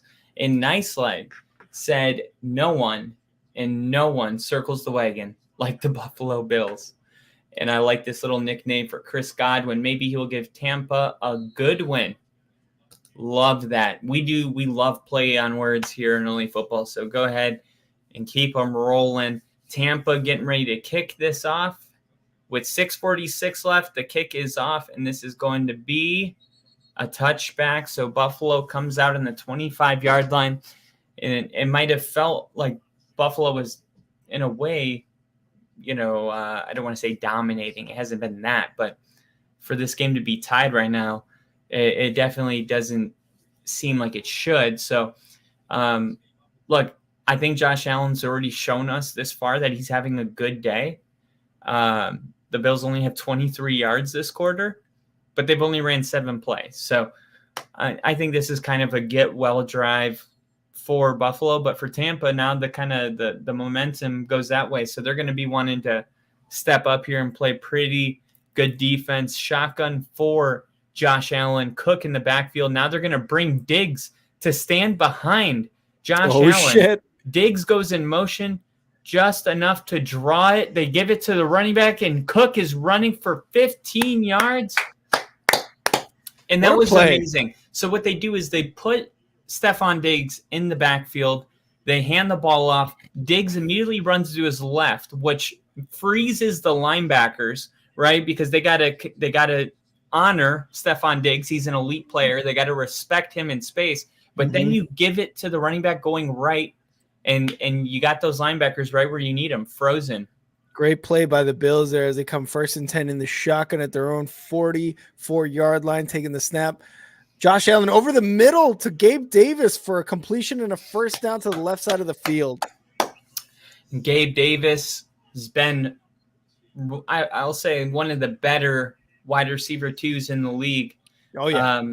I think one of his big breakout games was in that Chiefs playoff game where he had 4 touchdowns. Yeah, it was insane. First and then here for the Bills. They are in Bucs territory at their own 44-yard line. Sorry. Josh Allen is in the shotgun, takes a snap, looking to pass, looking left, looking over the middle, completion there to Gabe Davis again for about 4 yards. Yep. So they go right back to him. And Buffalo hasn't changed really their strategy when it comes to, I was going to say when it comes to up tempo, it does look like they're not really huddling up. Yeah. And they're not huddling up here either. They're just going to kind of whisper to each other what the play is and line up. 5 minutes left in this first half, 2nd and 7 for the Bills in the shotgun, takes a snap, gives it to Cook up the middle one more time, and it looks like they're going to look at about a 3rd and a yard and a half here. 3rd and a yard. We are under 5 minutes right now. Buffalo, man, they have been able to move the ball so well. So we'll see if they can capitalize. 3rd and 2. This is a big stop for Tampa if they can get it. In the shotgun is Josh Allen. Going to take the snap, going to hand it off to James Cook again. Up the middle, gets the first down all the way to about the 31-yard line of the Bucs. Bills are moving the ball, man. Yeah, you have to respect the receiving options. You have to respect Josh Allen faking the handoff from running it himself. And sometimes it's as simple as just giving it to the running back and that everyone's too distracted to see him before the 2 yards. 1st and 10 here for Josh Allen in the shotgun. He's getting some movement going. Got Shakur going off to the right, Cook to his right, one receiver to his left, some motion to Stephon Diggs to the left, takes the snap, looking to pass left side. Stephon Diggs gets the pass, completion, first down for Stephon Diggs. There we go. Diggs the ball. Said, remember me? I play for this team too. I would be shocked if this next play is not a shot to Diggs in the end zone. I really feel it coming. Right here is a really good spot. Yep. Try to get Diggs in space in the end zone. Maybe he's got to roll out to make the throw. 1st and 10 in the 20. To Gabe Davis. He was not looking. It looks like he was blocking miscommunication again from Josh Allen. Yeah, there was a back shoulder throw. The problem was Gabe Davis didn't even turn his head. So I don't know if he wasn't expecting it or he got too caught up in that block. But it wasn't really there. And, I mean, it might have been if he looked. Yeah. You know? Yeah. 3:27 left in this first half. Josh Allen and the Bills are at the 20-yard line. He is going to be in the shotgun here. 3:27 left. And he's got James Cook to his left side, calling some sort of audible, I think.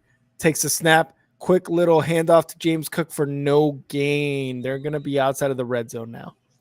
Outside of the red zone, 3rd down coming up. This is where Tampa has been good so far in this game.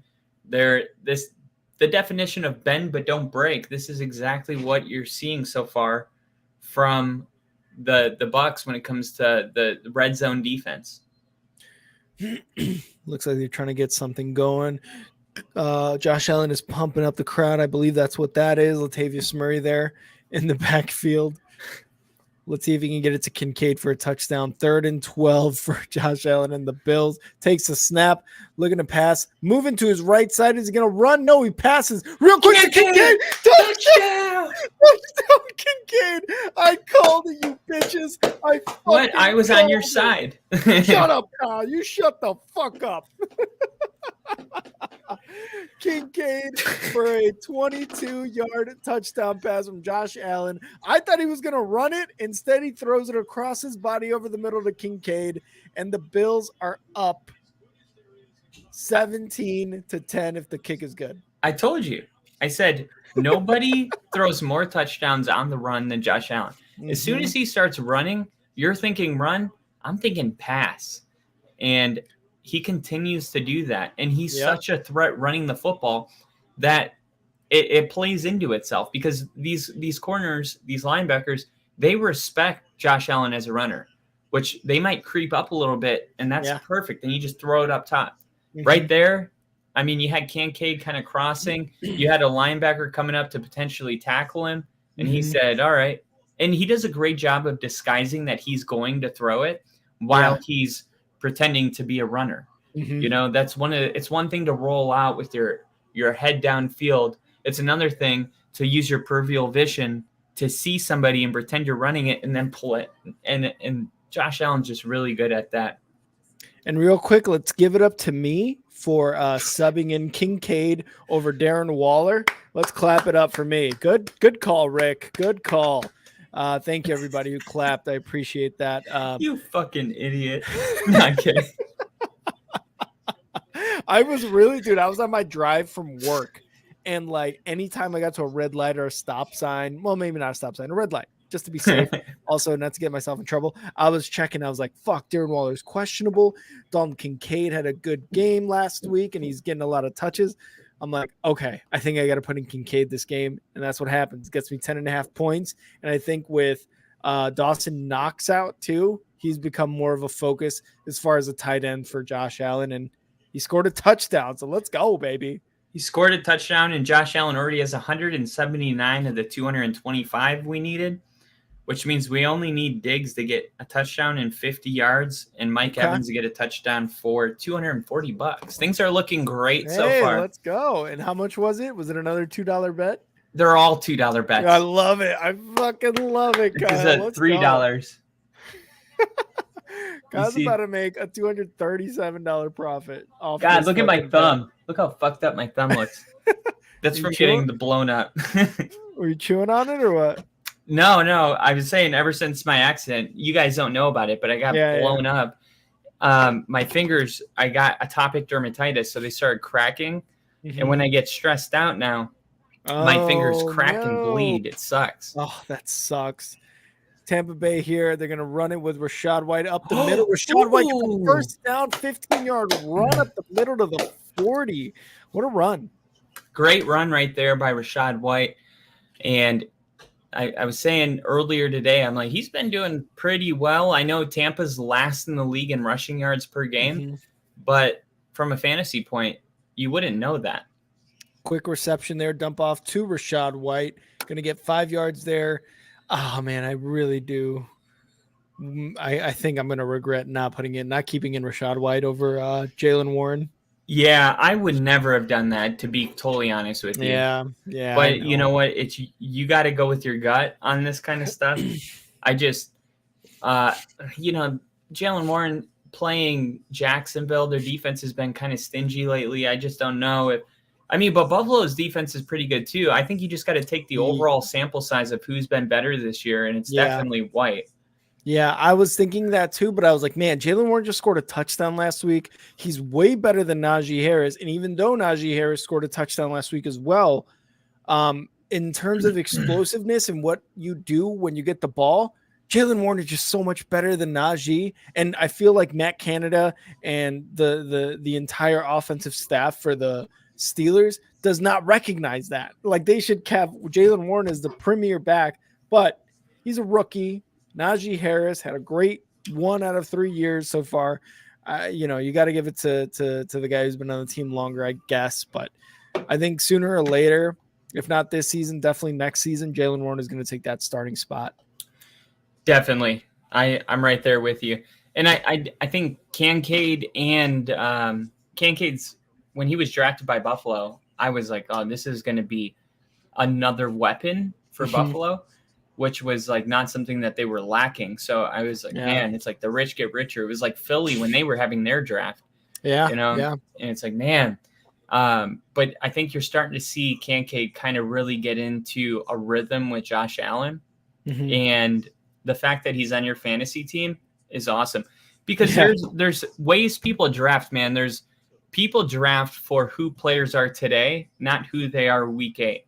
And I think you have to consider both when drafting. It's like, if you really believe, okay, this rookie's going to go off, but it might take a couple weeks, then maybe you draft your starting tight end, your Darren Waller, but then you draft your Kincaid. I think it's genius, that you did that, because those are the players that I love just being on my bench and be like, yeah, he'll end up being my starter eventually, you know? Yeah, and that's kind of what I had with Kincaid too. Like you were saying, like I was like, you know what? Let me give it a few weeks. I also got Darren Waller in the back pocket just in case. And I think I told you about that too. Like I have had the worst luck with tight ends, and Kincaid was one of those like, let's see how it goes. Like Olave and Garrett Wilson last year. Yeah. Let me see how this goes, and if they're doing well, then shit, I'll put them in there. But I do have a backup just in case.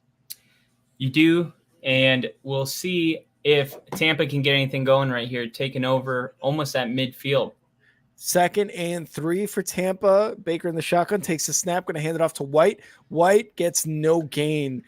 Ooh, Bills defense looking good right now. Yeah, that's good running defense right now from Buffalo. I mean, there's been moments where White's been able to bust one. I think they're probably averaging 7 yards per carry. I will say in this game, it seems like everybody is good at everything, but we have yet to see anyone be bad or great, if that makes sense.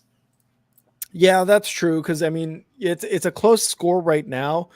And Buffalo has been struggled a little bit there in the beginning, but they were able to get the ball back. And here we go. 3rd and 3 for, and a first down with Chris Godwin again. Wow. Automatic right now. And that's the thing when you have 2 great wide receivers, because when it comes from, when you think about Tampa's defensively, their strategy, it's like, hey, we have to make sure somebody not named Stephon Diggs beats us, but you have to pay attention to Gabriel Davis as well. Mm-hmm. I'll finish that after this first down that goes to White again. Yep. He bobbled it a bit, but he was able to get 7 yards there on the reception. 2nd and 3 for the Bucs. 47-7. Quick timeout. Yeah, 47 seconds left, Kyle, in the second quarter. Yep. So they called that timeout right there. Tampa trying to get some points. They got plenty of time to get a touchdown, tie this game at the half. We'll see how conservative they are with their game calls here. But so you're like, hey, anybody named not Stephon Diggs can beat us. Mm-hmm. It's the same thing when you're playing the Chiefs. Let's shut down Travis Kelce and let's force, Kadarius Toney to beat us. Okay. This to me is like what's kind of cool is like Tampa came out to do that, but then you got who's number 10 for them? Palmer, the rookie. So they came out and did that, but then you got Palmer, right? And it's like, oh, okay, now Palmer's gonna have a big game. And on the other side of the football for Tampa, Chris Godwin has been way more open than Mike Evans. Yeah. 2nd and 4 here for the Bucs. They're trying to get this first down, and we got a flag. Was it Looks a like false start? Yeah, false start here on the Bucs. Unfortunate. All right. So that's not good. And when you're going with this like momentum too, that's just a fucking killer, dude. It is, man. I have no patience for that. The only thing worse than a false start is a false start at home. You do a false start at home, dude, I'm taking you out of the game. 2nd and 9 now for the Bucs. Baker in the shotgun, going to take the snap. He's going to look to pass. We got pressure from the Bills. Sack lunch, baby. Great sack. Down. We'll see. They've already burned the second time out. So there's a scenario where Tampa gets sacked and they're like, hey, let's just cut our losses and take this clock all the way down so the Bills can't get a field goal of their own. And instead they call a timeout. They stay aggressive. I like that. You're on the road. You're not at home. You're playing a team that's supposed to beat you by 8.5 points. Let's call our timeouts and stay aggressive. I know what it's like to be on a team that is not like that, and it's infuriating. You know what I mean? Yeah. Oh, It's like on 3rd and 17 when they throw a 4-yard pass. You're like, you play to win the game.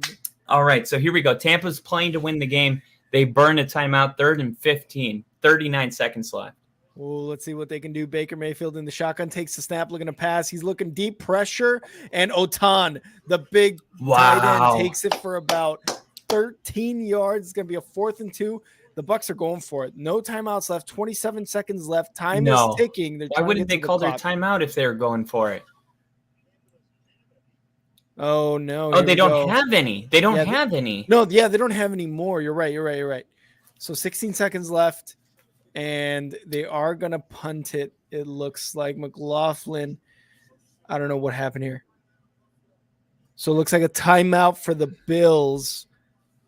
That's funny that the Bills would call timeout in a scenario where Tampa's falling apart without a timeout. I don't understand that at all. Like let a team fall apart. Don't help them. Unless they're going, they're going for it because they have Chase McLaughlin out. They wanted to. What I'm assuming is they didn't realize that they were going to go for a kick here, so they had to get the right unit out. The Bills, everybody, kind of rushing, so they didn't want to get beat there on a fake kick. You're wrong about all of that. What do you mean? What do you mean? No, you're right. That's a great point. I was just embarrassed. 59-yard field goal. 4th and 3, 19 seconds. Fuck you, Kyle. Here we go. They're waiting. They're waiting. They're waiting. They're waiting. They're waiting. They're waiting. They're waiting. They're waiting. They're going to punt it. Yep. They're going to take the delay of game penalty and they're going to punt it instead. It was a fucking timeout. What is going on here? What the hell is going on right here? What was that, Kyle? I'm so confused right now. What were you thinking was going to happen? The Bills literally, no, I don't even know, man. Buffalo called a timeout that set up the field goal kicker. So you can't even ice the kicker because if you call 2 timeouts in a row, that's an unsportsmanlike penalty. So look at this. Look at the guy snap the ball. He was like, "What are you guys waiting for?"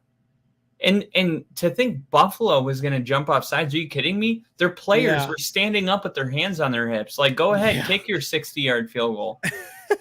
Why not? Yeah. Why not at least? I mean, if they know that homeboy doesn't have the leg, I get it. But, oh, man. Punt. And it's going to be, looks like a line drive almost into the, what are we doing here? What are we doing? What is this? This literally just turned into Pop Warner in the span of 30 seconds. I don't even know what is going on out there. Fuck was that? So you're going to get a delay of game penalty because you're going to punt. You were on a 4th and 3 and it looked like maybe you're going for it instead. Okay, let's put the field goal unit out there. Bills take a timeout. Now you go out there for a field goal and you get the delay game penalty and then you punt into the fucking end zone. What the fuck are we doing, Bowles? What the hell was that? That was the dumbest thing I've ever seen, I think. And I'm a Bears fan. That's a great point. He's seen a lot of dumb shit in his time. You got to give him that. He's seen Jay Cutler. That was a good time. Shooting up insulin on the sideline. Eating a cupcake. As we head into the halftime after the Bills just took a knee there. Bills are up 17-10. Bills scored 17 in the first half, which is not something they've been able to do these last few weeks. In the first half, they looked slow, but they were able to score 17. Obviously came after an interception too, which they were able to not hold, but they, the Bucs got a touchdown, but they were able to hold them after that. So I don't know, man. It's looking not too bad right now for the Bills and the over. Yeah, I'm thinking the over at this point, man. I mean, if they score one more touchdown, it's like, okay, it's probably going to be an over by a little bit. And I hate that, man, because I always want to go for the over. Yeah. That's like my gut reaction is, of course, they're going to be more than 44 points scored. It's going to be like 35-42, Yeah. But that's just not the way the NFL goes. It's hard to decide when that is going to happen or when it's not, But 100%. I would say it's 10-17, you know what I mean? Like the under could still hit. You would still need about 3 touchdowns for that to go away. And at the rate the game's going, there's only going to be, let's see, 27 plus 27 is 43. 27 plus 44. And it's funny how the NFL gets so close to this, man, because the number is 44.5, I believe. Mm-hmm. And right now you got literally half of that scored at the halfway mark. Wait, you said 40? I thought it was 43. Oh, is it 43? That's what you told me. You said over under for 43 because you were like, oh, the score could be 23-20. Oh, okay. Yeah. So it's actually 43. Okay. So that would be like, let's say 27, 20, 29, 30, 32, 34 plus 7 would be like 41. So we can afford like 2 more touchdowns, but if we get a field goal and 2 touchdowns, it's over. Okay. So yeah, don't worry. I got another $2 bet in for the over. So dude, that's the way to do it. If you guys are doing this at home, man, trust me, it's not worth it to try to make $500,000 on one bet. On one big bet, yeah. I placed 22 $2 bets last weekend. That cost a total of $44. Mm-hmm. Only one of them, or actually 2 of them, went through. But I ended up winning $250. So you lose the 40. You won $206.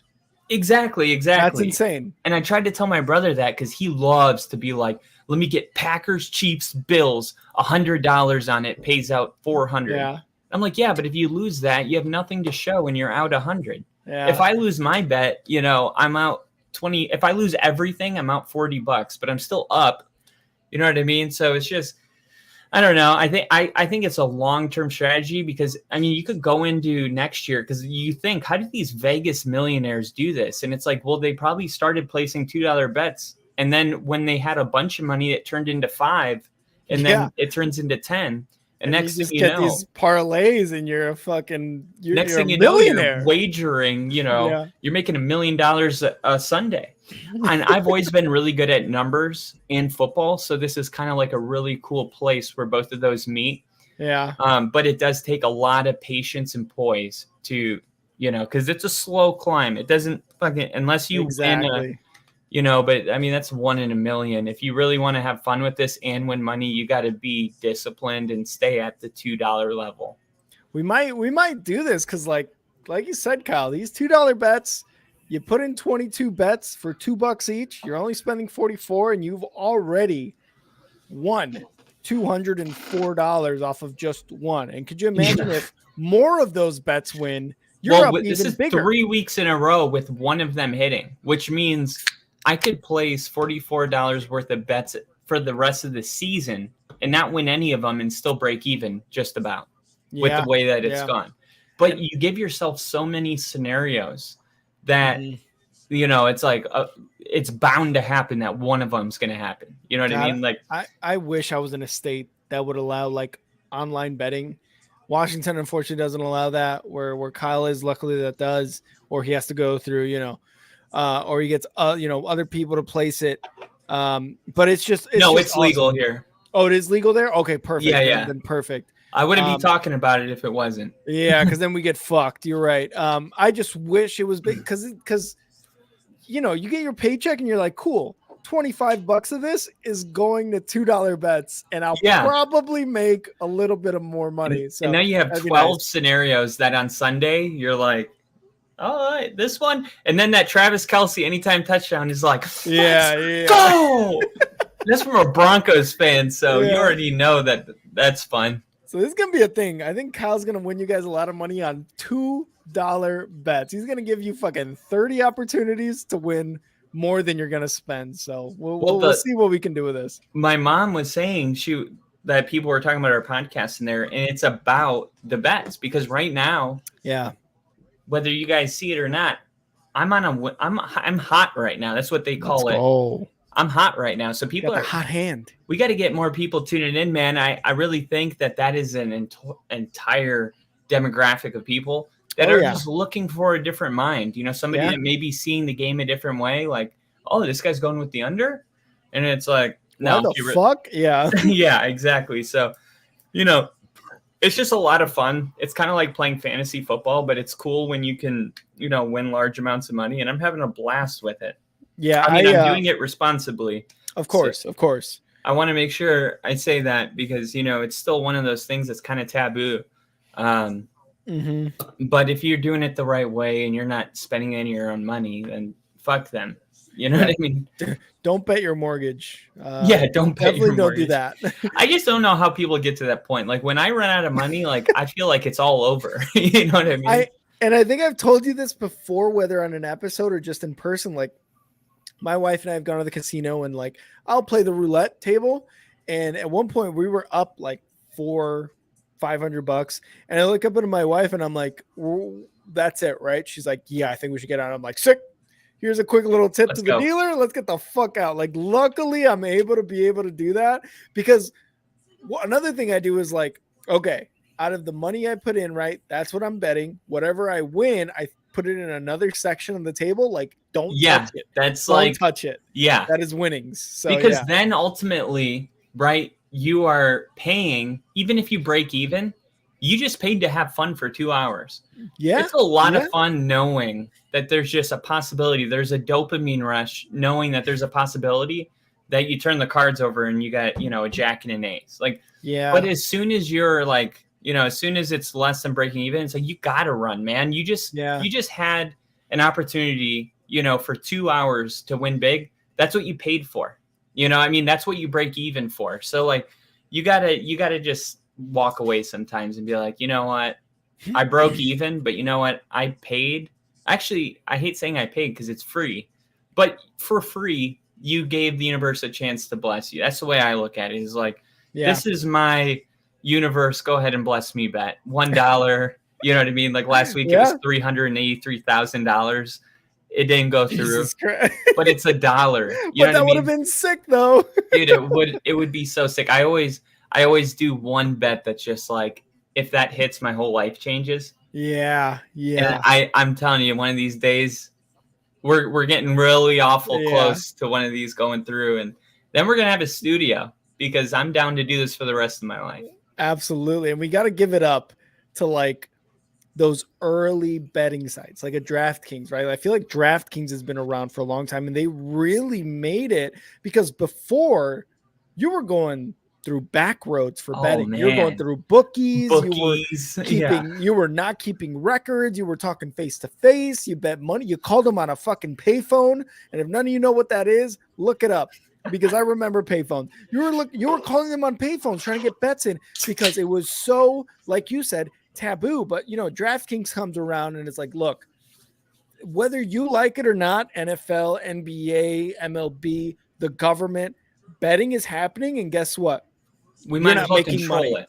It's like cannabis. You're not making money on it. Exactly. And one thing that the government and like a bunch of these big corporations like the NFL should like do is make money on that shit. So they embraced it. Yeah. And now it's legal and people are having fun and you see the lines on ESPN. The ratings are going up on the games. Yeah, it's great. It's great. So big up to all those, betting companies who really paved the way for us to have fun and be able to talk about this on podcast. It was kind of ridiculous it took so long when you really think about what we're talking about here. Mm-hmm. It's like we're in a free country. You know what I mean? Like we're supposed to be able to do whatever we want, and that doesn't mean that we have to agree with it, but that does mean that people are supposed to make their own risks. That's what being free is like I do whatever I want. And of course, there's got to be some kind of boundaries or we'll have chaos. Yeah. But like the fact that it took so long for us to place a $1 bet on a game is kind of dumb when I could go to the gas station and buy a lottery ticket. You know what I mean? And right at that point, it's like, okay, so I could. This is okay, but that's not. It's the same thing. It's literally the same thing. When Colorado legalized cannabis, their first year, they made so much money off of it that they had to give taxpayer dollars their money back. They said they were going to improve roads with it. They said they were going to improve parks with it. They did all of the things they said they were going to do, and they still had a mountain of money. So they just gave it back to the people. Insanity. My God. And that was one of the other things. I think those are the two biggest things, at least in our lifetime, that we looked at and we were like, why aren't these two things legal? Right? Like, marijuana and betting, like both things. I didn't think about betting that much until like 4 years ago, to be totally honest, because I didn't grow up with it. It just wasn't on my radar. Yeah. But cannabis, I always thought that was dumb. And same. And for me, the thing was like for marijuana, I was like, how are cigarettes something that literally kills you legal, and alcohol something that literally takes lives each year, right? Like, drink responsibly. But how is that legal over marijuana? And then the betting, I was like, with fantasy football, I'm like, we're betting. You guys don't see it, but we're betting, and you guys just don't make money off of this when this is a great opportunity to do just that, which we are doing now. And we're both like, finally. And a lot of people, you see people with their apps betting, talking about betting, making money off of giving people bets. Like, it's a win-win for everyone. And it took too long. Yeah. And one of the things I always wonder is like, how did we even get to that point? You know what I mean? Where we had to fight for it. Like, were people just like really bad back in the day? Like that, I don't know. Horses or something. Like, the economy's crashing because everyone's giving their money away. Or did they just?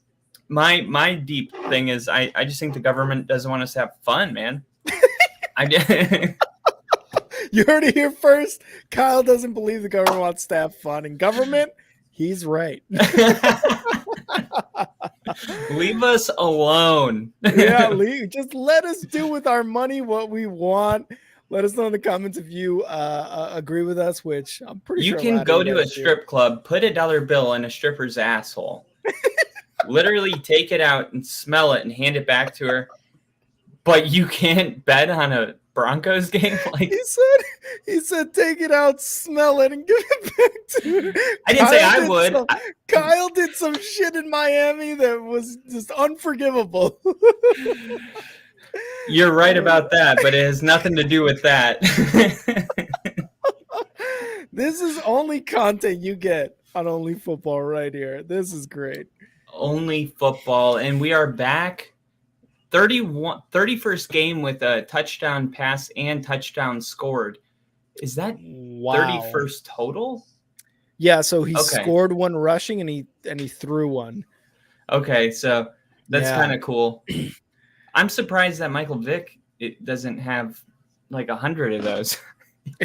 Honestly, yeah, but he was probably doing a lot with his legs too. So, I mean, he was on some pretty bad Falcons teams, I would say, other than just him being the star. Yeah.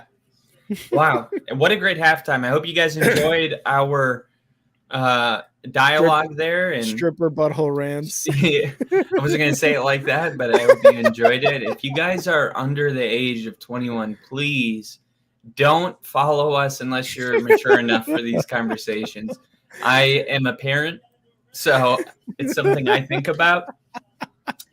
Kyle even wouldn't let his kids listen to us, which I totally respect. No, I wouldn't. I absolutely wouldn't. Oh man. All right. So the Bills are going to start at the 25 here at the beginning of the first quarter. Josh Allen is in the shotgun, Cook to his left side, motioning Stephon Diggs on the left side, takes a snap, fake to Kincaid. There we go, Kincaid.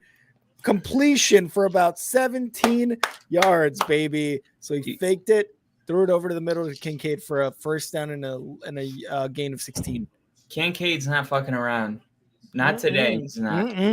That 35-yard over-under, man, I remember I called my uncle before the game, and he was like, no, I don't like the Kincaid one. Dude, he's got like 80 yards already. I know.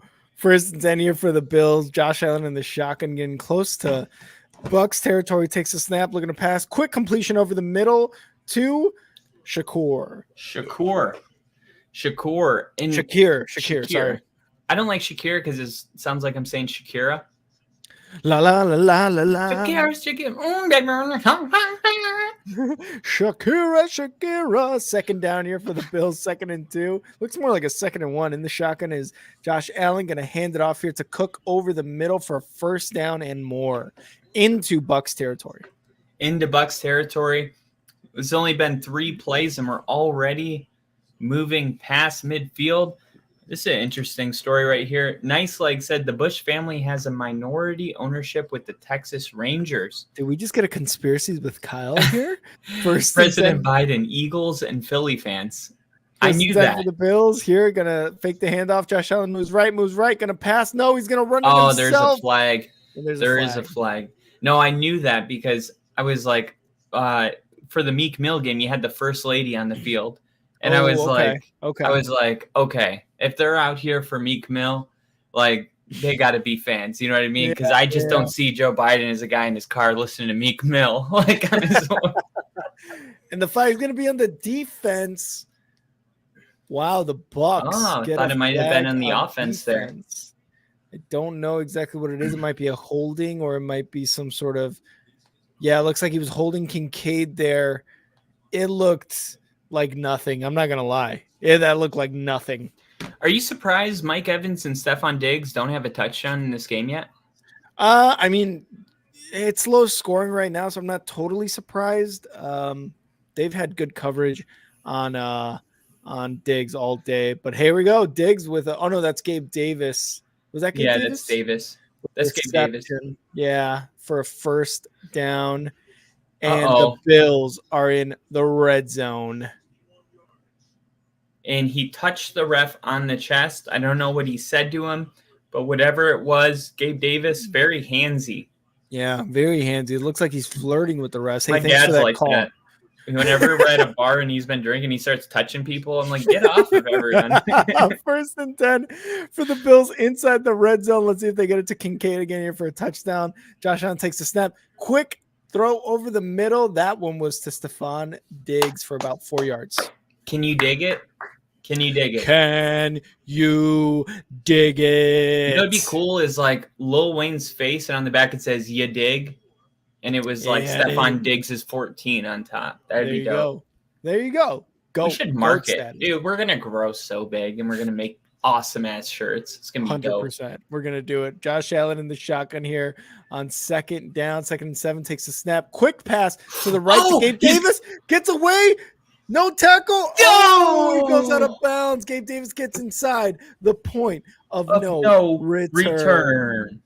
Man, I thought Gabe Davis might mess around and end up scoring on that play. Look at this. Just makes a little move right there, right when he catches it. A little stutter step. Looks like the strong safety flying. Maybe that was the corner. And then he picked this head up and said, holy shit, I'm still in bounds, and got a couple more yards. And Head on Fire said, maybe he's telling him his Venmo payment is in. I like that. Here we go. 1st and goal for the Bills. Josh Allen under center. He's got 2 receivers to his right, 1 to his left. Got Latavius Murray in the background. Going to give it to Latavius Murray. Running left. It gets to the line of scrimmage, if anything. Yeah, this run defense for the Bucs, man, they've been so good today.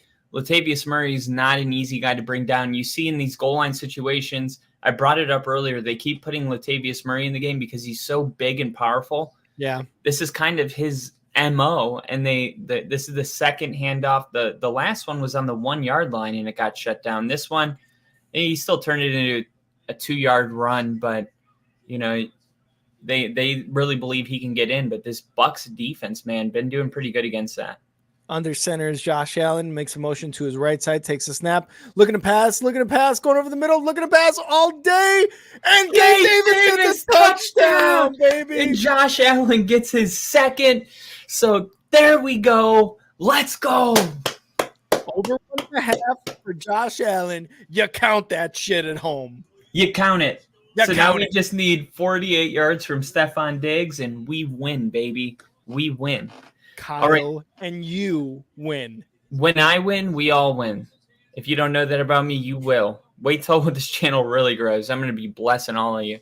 And when I scream, we all scream. We all scream for ice cream. Here's the kick.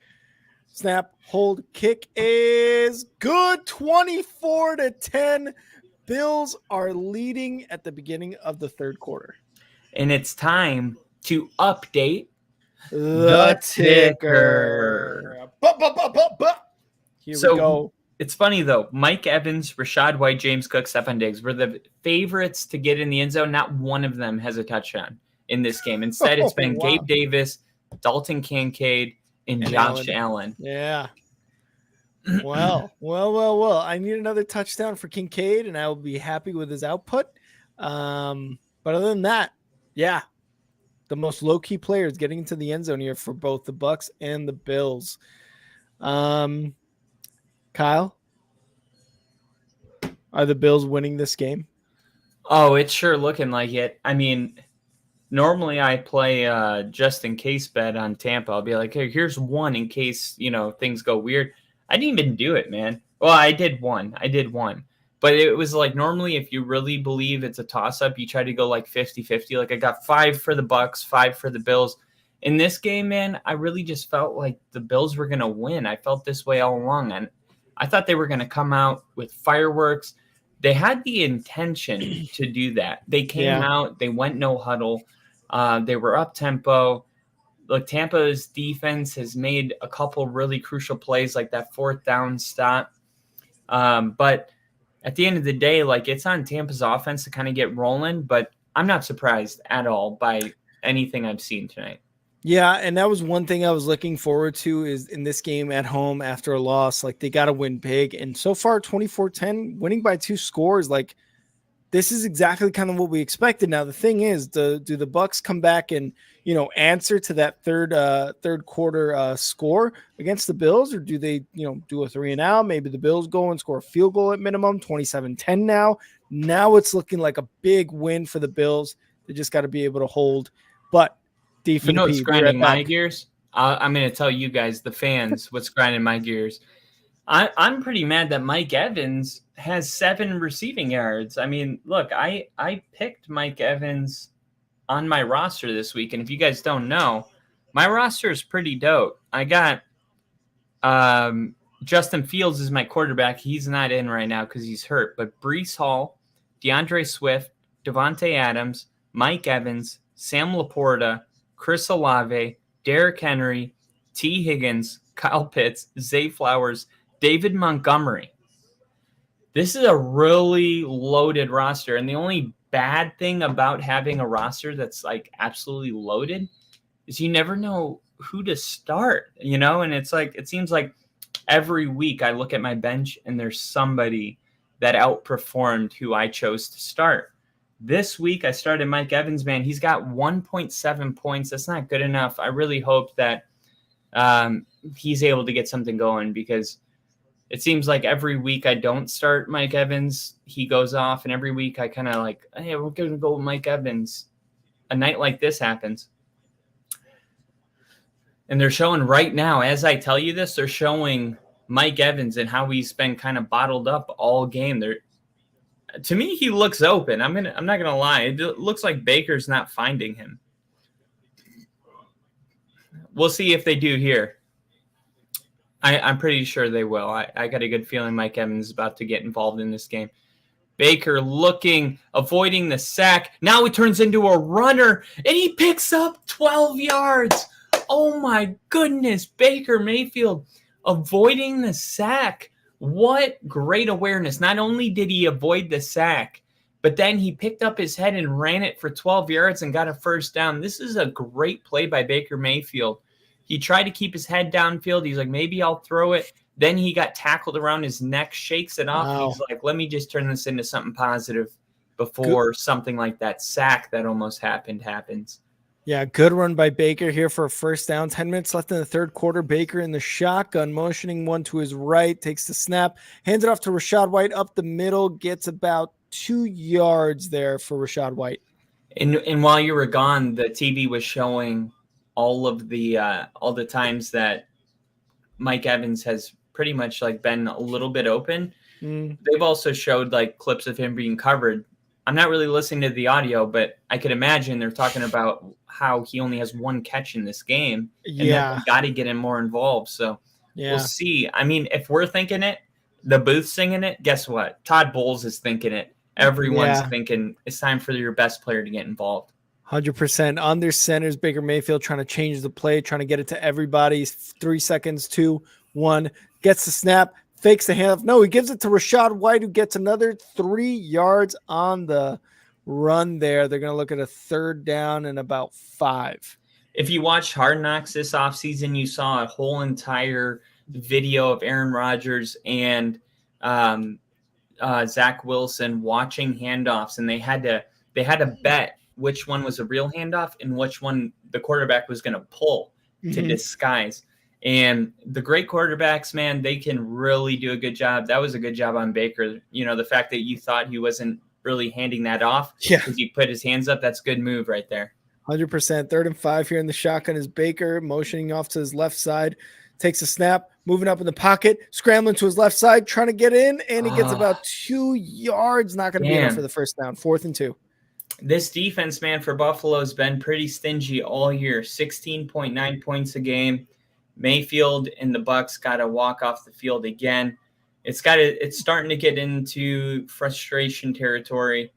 If you're the Bucs, a 3 and out when you're down 14 points, or well, it wasn't a 3 and out because Baker got that first down on first down, but it was a 4 and out, if you will, and they got to punt the ball away when they really needed a touchdown. And Mike Evans open again. Yep, and it's gonna go. What a good bounce. He's gonna pick it up, move to the left side. Yeah, they're gonna be inside the 20. But yeah, this is kind of what we mentioned right before the Bucs got the ball. Like, can the Bucs answer? And if not, if they have a 3 and out like they did right now, can the Bills go down the field again, and score another on the best side of this, and really make this game out of reach for the Bucs? And if they can do that, man, it's gonna look like a tough Thursday night for the Bucs and Baker Mayfield. You almost think, with all these times that he's missed Mike Evans on passes, do you start worrying about your job if you're Baker Mayfield, Kyle? No, I mean, you can't worry about it because you're the locked starter for the entire year. There's no scenario where Tampa makes a change at quarterback. And I'll say this confidently, no matter how many games the Bucs lose, because there's not a better option. And sometimes that's just the way it is. It doesn't mean that you love your options. It just means that there's not anything better to go with. And right now, Baker Mayfield is the most qualified quarterback to lead the Bucs team. I know it's not going well right now, but they're playing a very good team, whether they've been playing it like that this year or not. We all know what the Bills are capable of. And I think Baker knows that he's playing for his job, but I don't think it's for this season. I think it's for the future seasons. Yeah. And, we talked about how he's been on 4 different teams in 6 years. Even if the Browns, or I'm sorry, not the Browns. Sorry, that was his former team. If the Bucs, they're probably going to end the season under 500 and by probably 3 to 5 games under 500. Under 500? Yeah. Do you think, is Baker Mayfield coming back to the Bucs next year? I don't know what his contract was with the Bucs. I think it was a 1 year. Is he back on the Bucs next year as opposed to the other guy they had on there? I forget his name. I'm going to look it up right now. Yeah, I'm going to say I have no idea. Absolutely no clue. I mean, I'm leaning towards no, they might draft, but I think even if they draft, depending on where they end up with how many games they win, it may be like, hey, Baker, can you mentor this guy? Because you may not think of Baker Mayfield as a mentor, but trust me, the amount of coaching staffs that he's gone through and the amount of teams that he's bounced around, he is a great mentor at this point. The fact that he's still in the league. Remember, somebody like Johnny Manziel was out of the league in 2 years. And a lot of people compare Johnny Manziel and Baker Mayfield because of the theatrics on the field and kind of the personality and stuff like that. Oh, I guess the ball actually hit a Tampa Bay Buck in the leg on that punt. Oh, yeah. So they're going to start off at their own 23, but they get about 2 yards there. So they should be at their own 25. But yeah, they only have Kyle Trask there as a backup quarterback for the Bucs. Yeah, and I'm going to try to bring in some new people right now. I'm going on Twitter with our link, so hopefully we'll get some people in here.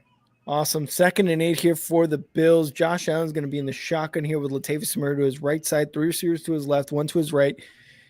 Going to take the snap, looking to pass, quick little one to Latavius Murray. Latavius Murray makes a move inside, gets 4 yards there on the reception. It's going to be a 3rd and looks like 4. Very manageable. I think for Tampa, at least defensively, you got to feel pretty good.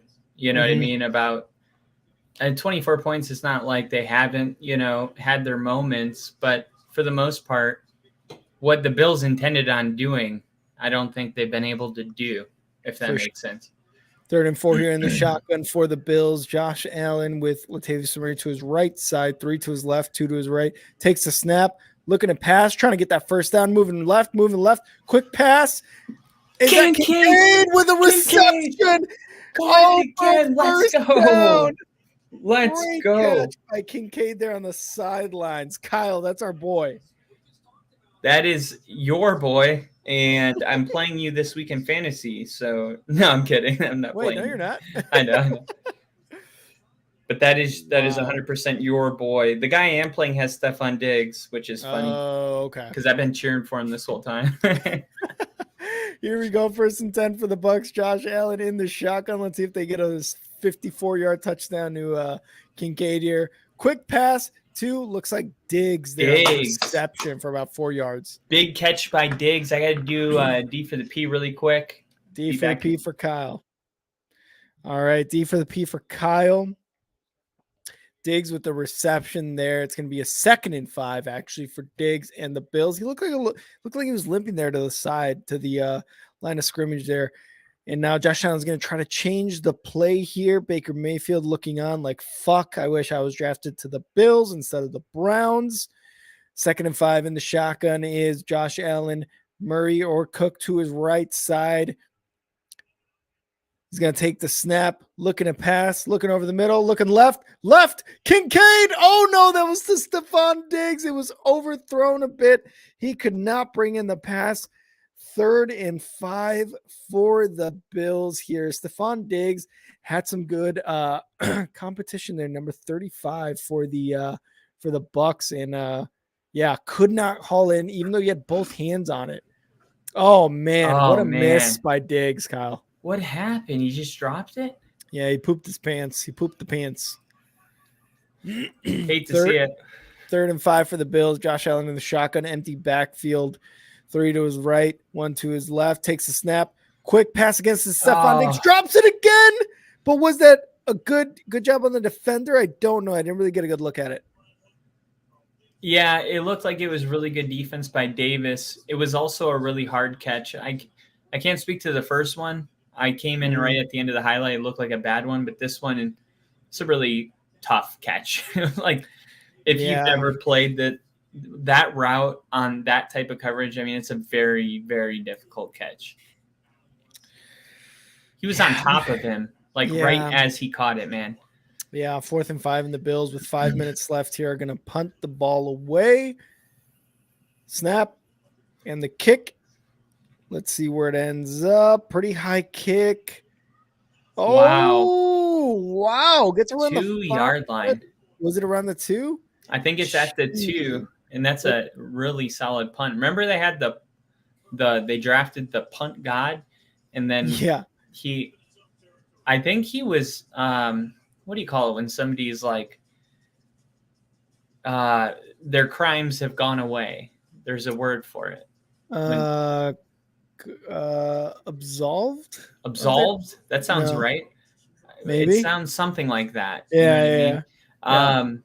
But I guess he never got back on a roster, but things in court did go well. I don't know. Oh, he was acquitted. That's the word. Acquitted.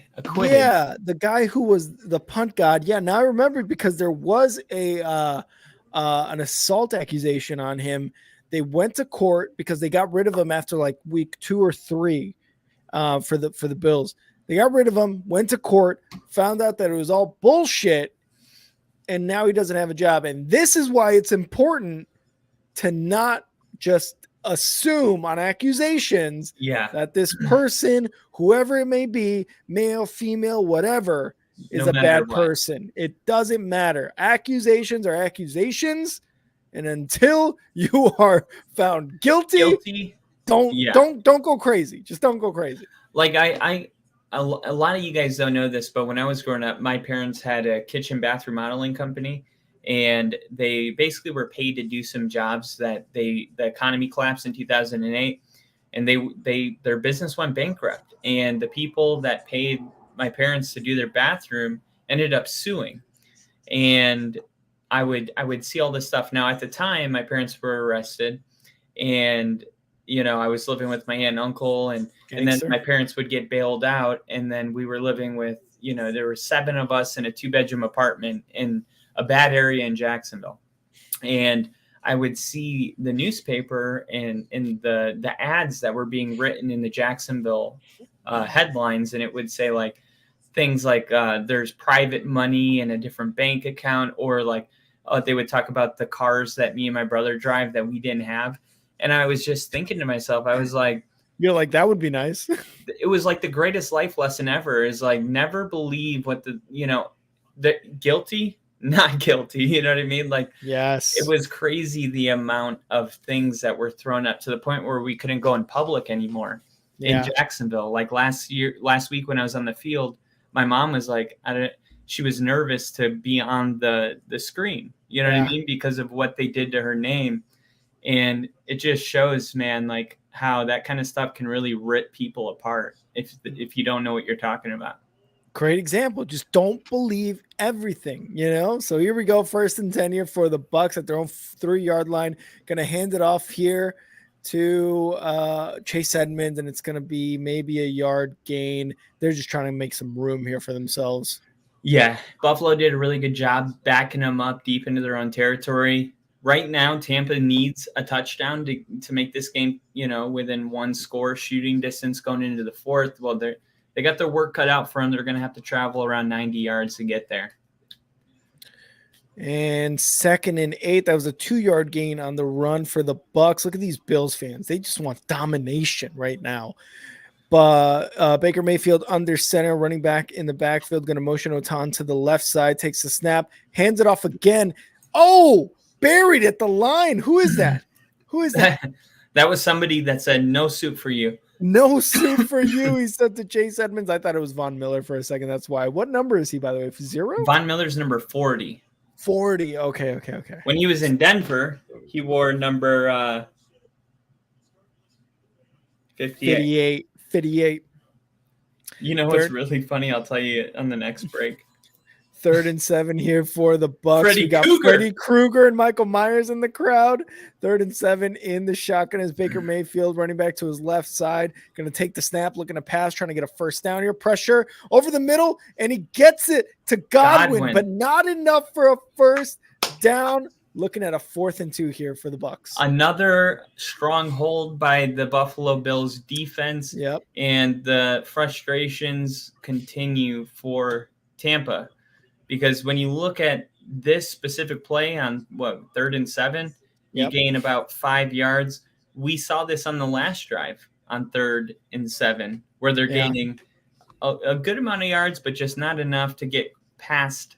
They got to get behind these linebackers. They keep throwing it in front of them, and these linebackers are really good. They're coming up and making their open field tackles. You got to get behind them and push the ball downfield more. 4th and 2. Here's the punt, the kick. See, is this another line drive one? No, it's going to be a pretty deep kick. It's to about the 27. There's a flag already. And the returner for the Bills up to the 50 yards. Pulls out. Tampa's got it. So basically, if this is a real fumble, Tampa can decline the running into the kicker and receive the ball right here if the penalty is on roughing the kicker. So either way, if that was a real fumble, Tampa will either accept the penalty and get a 1st down or decline it and get the ball right there. Let's see what it is. Runner was down by contact. Down by contact.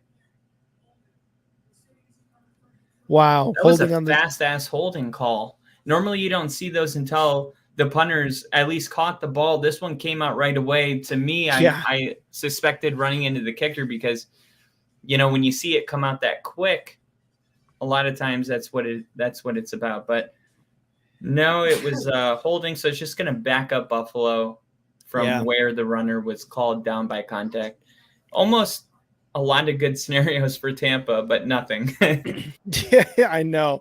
And this is probably maybe like the 2nd penalty on the Bills right now. They're playing a very good game, although, when you don't get no penalties like the Eagles did last week, it's sus, but maybe the 2nd penalty on the Bills. But good game by the Bills so far, man. They are dominating on defense. They're scoring when they need to, and they're making this game out of reach for the Bucs right now. And Steve's saying, snap, crackle, and pop. Love it. Snap, crackle, pop. That sounds so familiar. What is that? Is that when you open up a drink? Rice Krispies. Ooh. Rice And Krispies.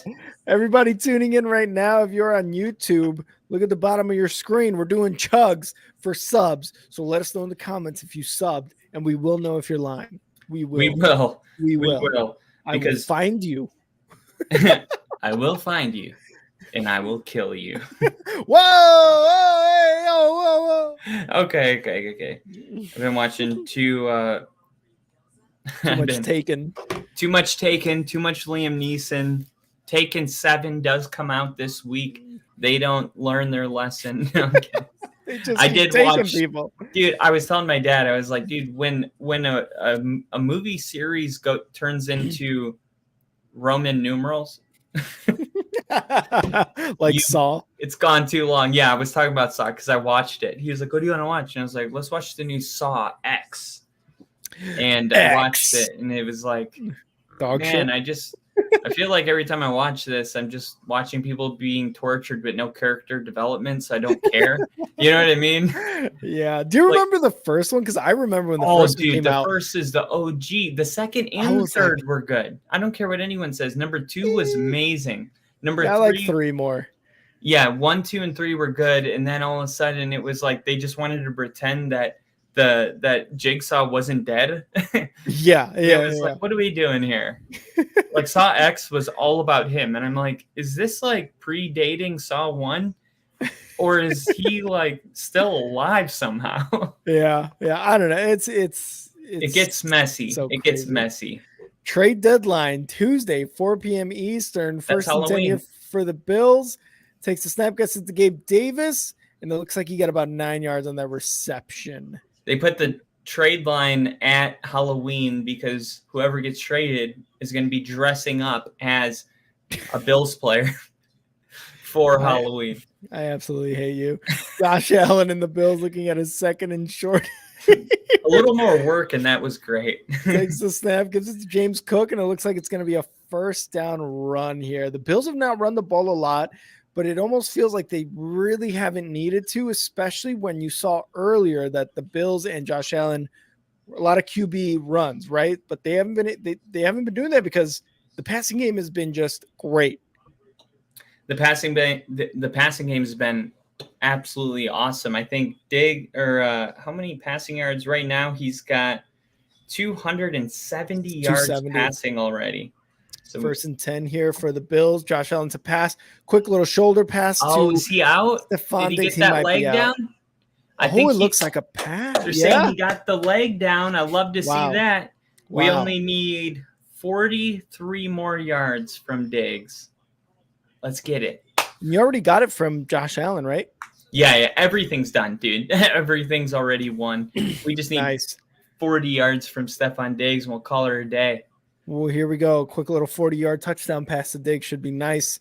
In the shotgun is Allen. Takes the snap, looking to pass, looking left. Quick one over the middle. Oh my God. That was scary. This is the throw that Allen has to make this throw, man. Yeah. The amount of space.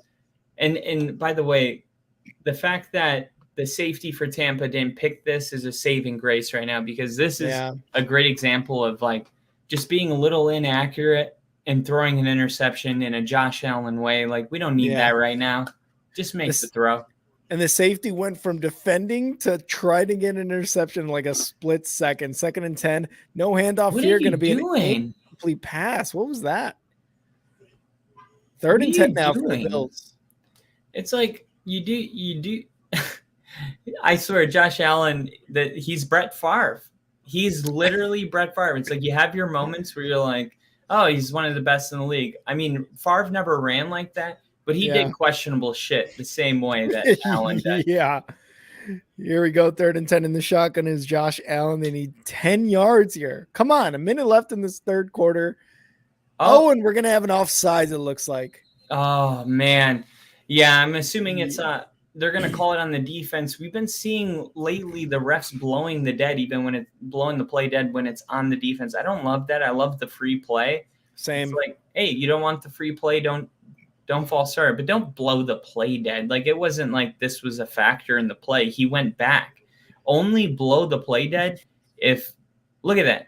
There's no way that he was a factor in this play. Blow the play dead if somebody bum rushes and they're about to, lay out the quarterback. It's like, okay, penalty.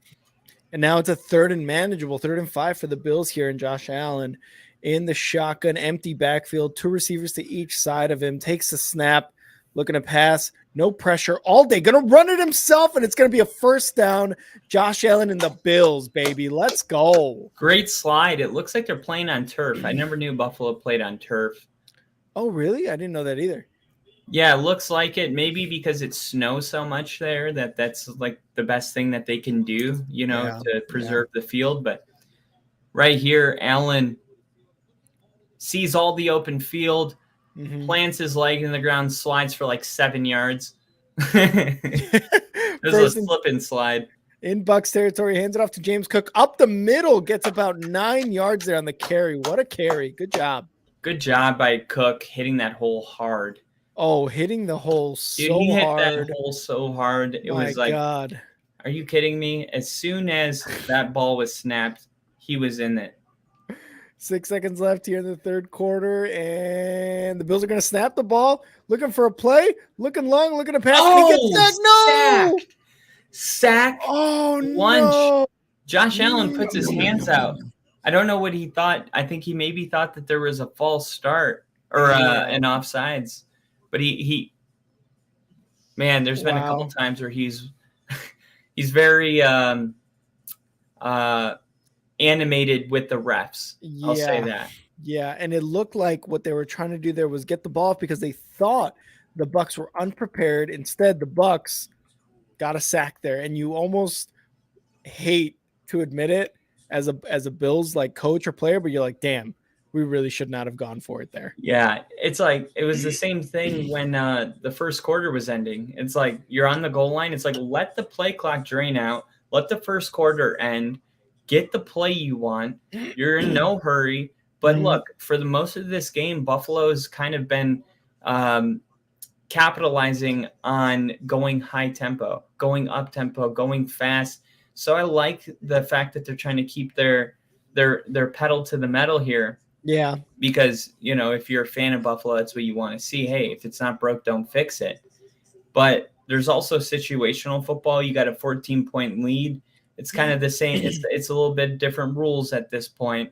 You know what I mean? You can let that go down to the 4th quarter and get a play you like. But it was a gamble. It didn't pay off. And now, what was that, 3rd down or 2nd?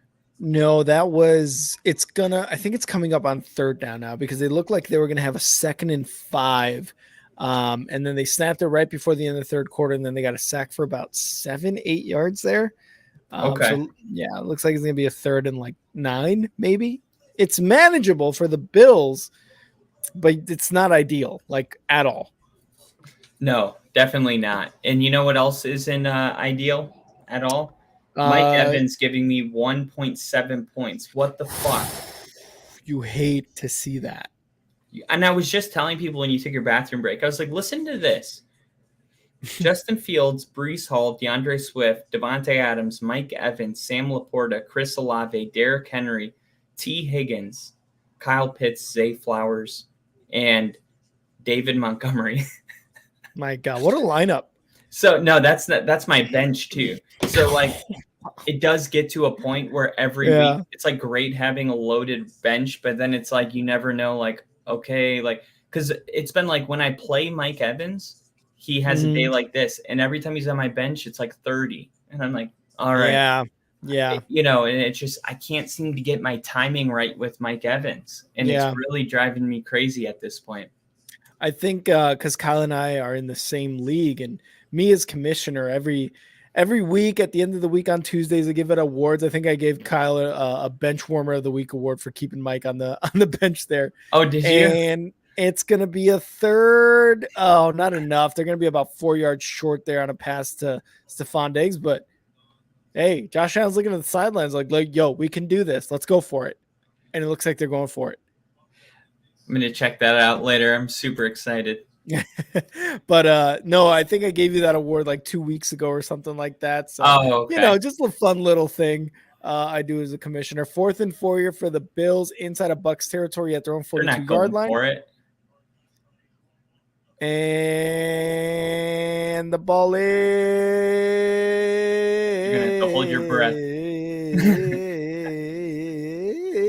is not snapped. Wow. Kyle called it. Actually, I called it. Why? I mean, you're up 14. You're in the fourth quarter. Yeah. You're in a position on the field where you can pin Tampa Bay back. They've proven not once that they can drive 90 yards.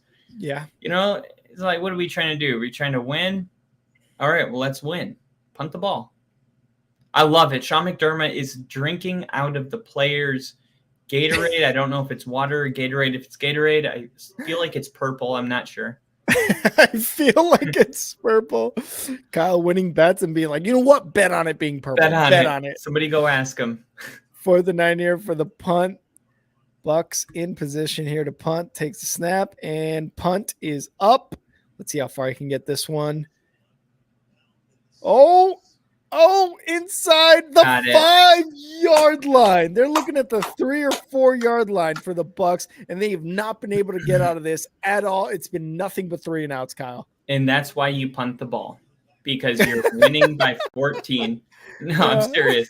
That's why you punt the ball. No, I like the decision to try to get them to jump. I love that. But at the end of the day, like, the last thing you need is them to stop you on 4th down and now have half a field to go, feeling pretty good about their chances. This is just, at this point in the game, with time being the biggest factor, you got to make the field the longest. You know what I mean? So it's a great decision. And a lot of credit to McDermott just trusting that punt team for the Bills. Like, it's not a lot of times you hear, like, I trust my punt team to get it inside the 5-yard line, because that's what they've done the last 3-4 punts that they've had. The Gunners get down there just in time for that punt to be, inside the 5. They down it inside the 5. And then what happens? Those usually for the Bucs go 3 and out, and then the Bills get it right back 2 minutes later, if anything. Yeah, man. I can't. I'm trying not to. You know what? I'm just gonna throw my phone. I don't want to see any more, because if you guys play fantasy and you care, you know how you just stare at who you're playing. Yeah. You just stare at that number. It's like, come on. You know that's not gonna help. Put your phone away. That's literally what I do. So, but Baker is coming out onto the field. What are the chances that he can string together a drive right now and get Mike Evans involved in this football game? Are you ready? Are you ready for my chances? 0. You see that? You see that gaping hole where my eye is? That's a 0, Kyle. That's a fucking 0. I have 0 faith that Baker Mayfield can do what he did last year on Thursday Night Football and go 97 yards for a touchdown right now against this Buffalo Bills defense that has been dominating. That's what I give him. You're 0 wrong. Out of 100. You're wrong. Come on. Let's go, Mike Evans. And look at this. Both teams in second place in their division. The Bills, clearly the better team, and only a 4-3 record to show for it. They're going to go 5-3 right now, tonight. And this can be Tampa's first day, potentially tonight, of the entire season where they've had a losing record. Wow. So way to make it all the way to week 8. I mean, props. Here we go. 1st and 10 for the Bucs. Baker in the shotgun, motioning Godwin to his left side. Takes the snap, looking to pass all day. So almost a sack. I thought they had a sack. I was going to say it. I was going to say sack. Who are they going to say that was intended for? Because there wasn't shit around that. No one. Because if they call intentional grounding, that's a safety. So let's see. They're checking his knee. His knee definitely went down. I guess they're going to say that. Let's see where. We get it. His knee wasn't down. Come on. Yeah. Next video. Okay, well. There was nobody there. Well, they're not going to call it. Sacked once, 3 hits, 5 hurries, first, second, and 10 here for Baker. Looking to pass, quick pass, going right, going to rush it himself, get at least 3-4 yards, and that's exactly what he does. That's a great job right there. I mean, Yeah. you're backed into your own end zone, Yeah. and you can see clearly how much different a quarterback reacts when they're in their own end zone. Like you have the first 3 seconds of your drop back, a 3-step drop back, where you're looking downfield. Nobody's open on the first reads. You immediately feel like you need to bail out, even if the protection is good, because you can't risk a safety.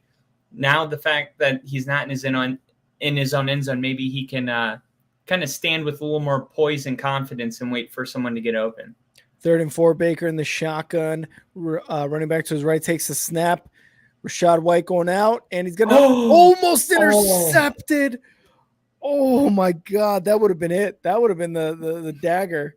4th and 4 now for the Bucs. That defense held, baby.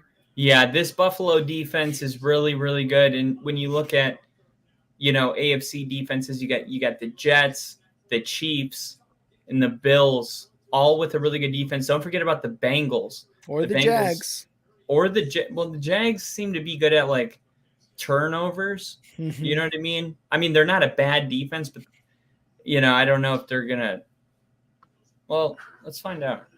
And almost for I want to say the 4th or 5th series straight, they got a punt out of their own end zone.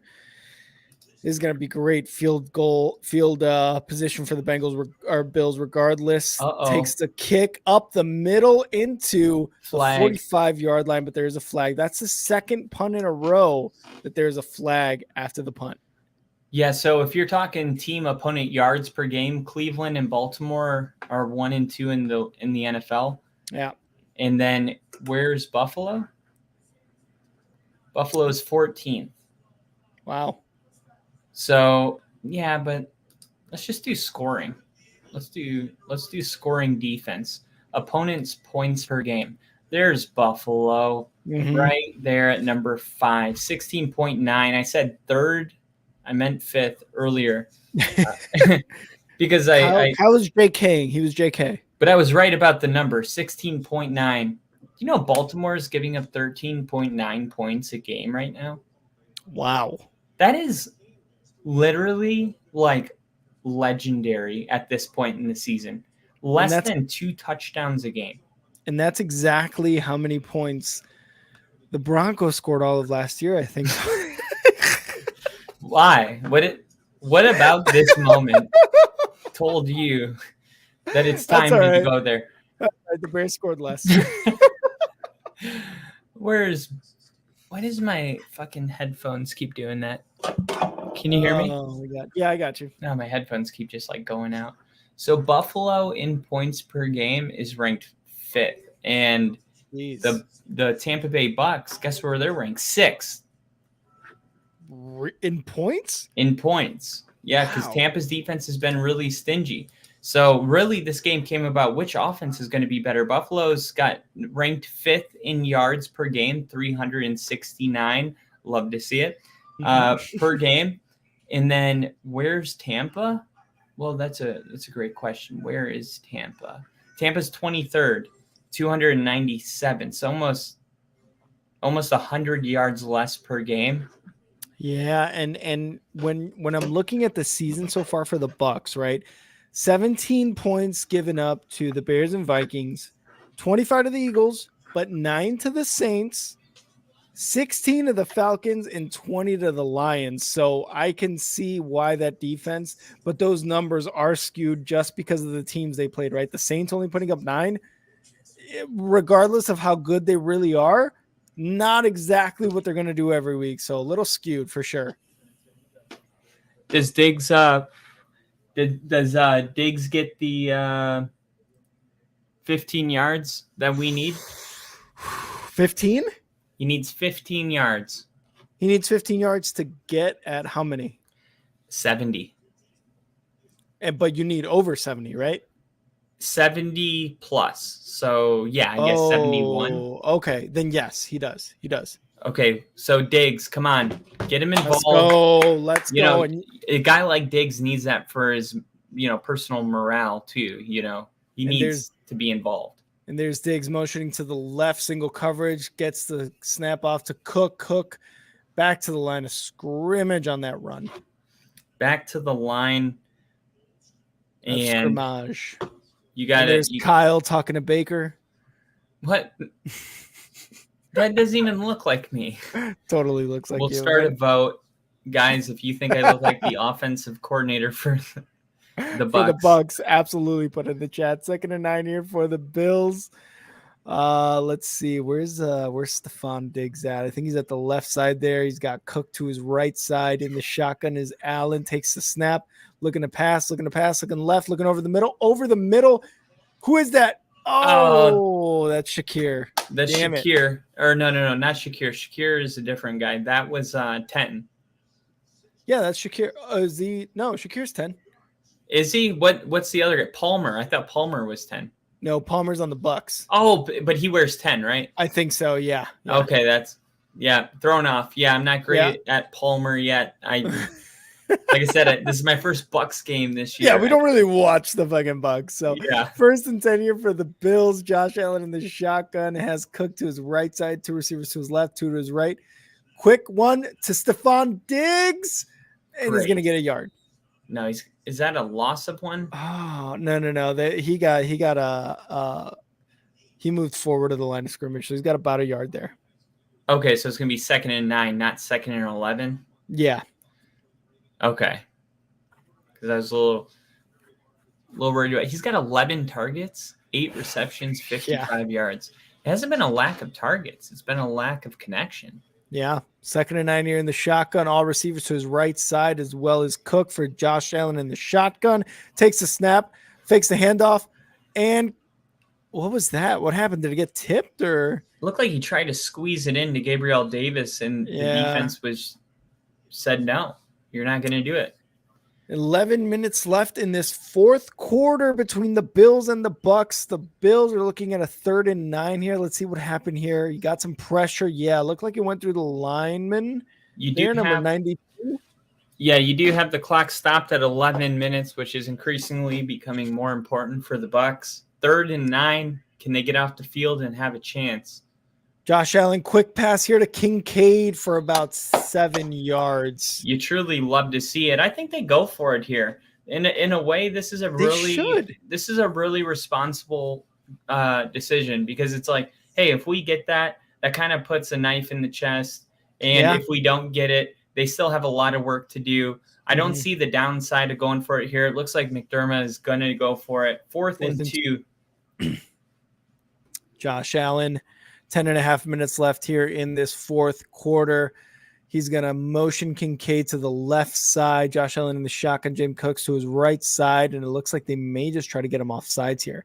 2, 1, 0. Yep. Going to take the penalty for delay of game and going to punt the ball. On. What the fuck? Why wouldn't you go for it in that scenario? What do you have to lose? Seriously. The Bucs have done nothing, and you're up 2 score. Go for it right there. And you know what? You know what I want now? I want Baker to take this ball and fucking drive it into the end zone. I want the Buffalo Bills to feel like, oh, now we have pressure on us, because it's like, why in the world? Like, if you were a head coach, you're going for it. 4th and 2, you're averaging like 7 yards per play. Yeah. If you go and let's say you get it, now all of a sudden you're on fringe field goal range, assuming you get about 7 more yards in the next 3 plays. You kick a field goal, that makes it a 3-possession game. Like, come on. It's a no-brainer to me. Well, now it's a 4th and 7. They're going to punt the ball. But yeah, I almost want them the Bucs to go down and score, but the way this game has been playing out, this punter's been on fire, so that might have played a factor. I was going to say that's exactly what I was talking about last time they punted too. Like, why not go for it? Oh, because you're pinning them inside their own 10-yard line every time. Oh, almost fumble. Almost. They're going to be at about their 8-yard line, the Bucs. Looks like as he caught it, the ball was kind of moving around a little bit, but he was able to secure it before Buffalo could try to jump in and make it a pile. Let's look at it one more time. It went right through his hands, but luckily it hit the ground and bounced into his chest, and he just fell on it. Wow. Lucky. Super lucky. So lucky that the Tampa Bay Buccaneers head coach, Todd Bowles, might need some of what this commercial is. Charmin Ultra. He definitely shit his pants on that last play. Smooth tear. Oh, Kyle just making random commercial jokes. I love it. Oh, God. I have the bladder of a child. I got to pee. Okay, I'm next after you, Kyle. All right. Obviously the Bucs again, not going, or I'm sorry, the Bills not going for it there on 4th down, but kind of like Kyle and I said, why go for it when your punter is pinning them inside their own 10-yard line consistently? This is almost, if this is not the 4th or 5th punt, then it's got to be the 3rd that they pin them inside their own territory deep. So again, the Bills defense has just been outstanding. They've been keeping them to 3 and outs inside their own 10-yard line. So why not go for it? But looks like McDermott and the Bills just don't want to, they don't want to step on anybody's throat yet, when they should, because, you never know when a team has enough of that, I guess, like moxie or something to come back and win this game against you. They should be able to step on their throat, put the pedal to the metal, and try to get more points. Kyle, do you agree they should get more points in going for it on 4th and 2? If they want to win, they got to. Exactly. But I'll be right back, Kyle. Absolutely. So Tampa coming back out on the field. I've been thinking about it. As a Broncos fan, I've been in this situation a lot, being down, needing a lot to go your way at the end of the game in order for something to happen. Tampa has had nothing going offensively. Their last touchdown came off of a defensive turnover, and it was only a 2-play drive, which is great. You need to score off your turnovers, but the long, consistent drives haven't been there. A lot of 3 and outs from deep into their own territory. Mike Evans, 1 catch for 7 yards. Not good enough. Let's see if Tampa can try to get something else going here. They're going to be pinned back deep once again on the 9-yard line. Baker in shotgun. And the ball is going to be snapped, and they're going to just hand it off. There's whistles blowing, a flag out, and we'll see what it is. The ref has to come in and break up a potential fight. We'll wait to see what the call is from the ref. Oh, no. It's going to be a false start on Tampa, which is going to back them up even more. So now Tampa's going to be on the 5-yard line, which makes shotgun formation really on the goal line. The punter, you got to give the game ball to the punter too. I mean, field position has been really, really hard for Tampa because of their punter. Last 3 drives have all been 4 plays, 3 plays, and 3 plays, all resulting in punts. They're not making it any easier on themselves. 1st and 14, Baker looking in his own end zone, firing. Incomplete, intended for Palmer.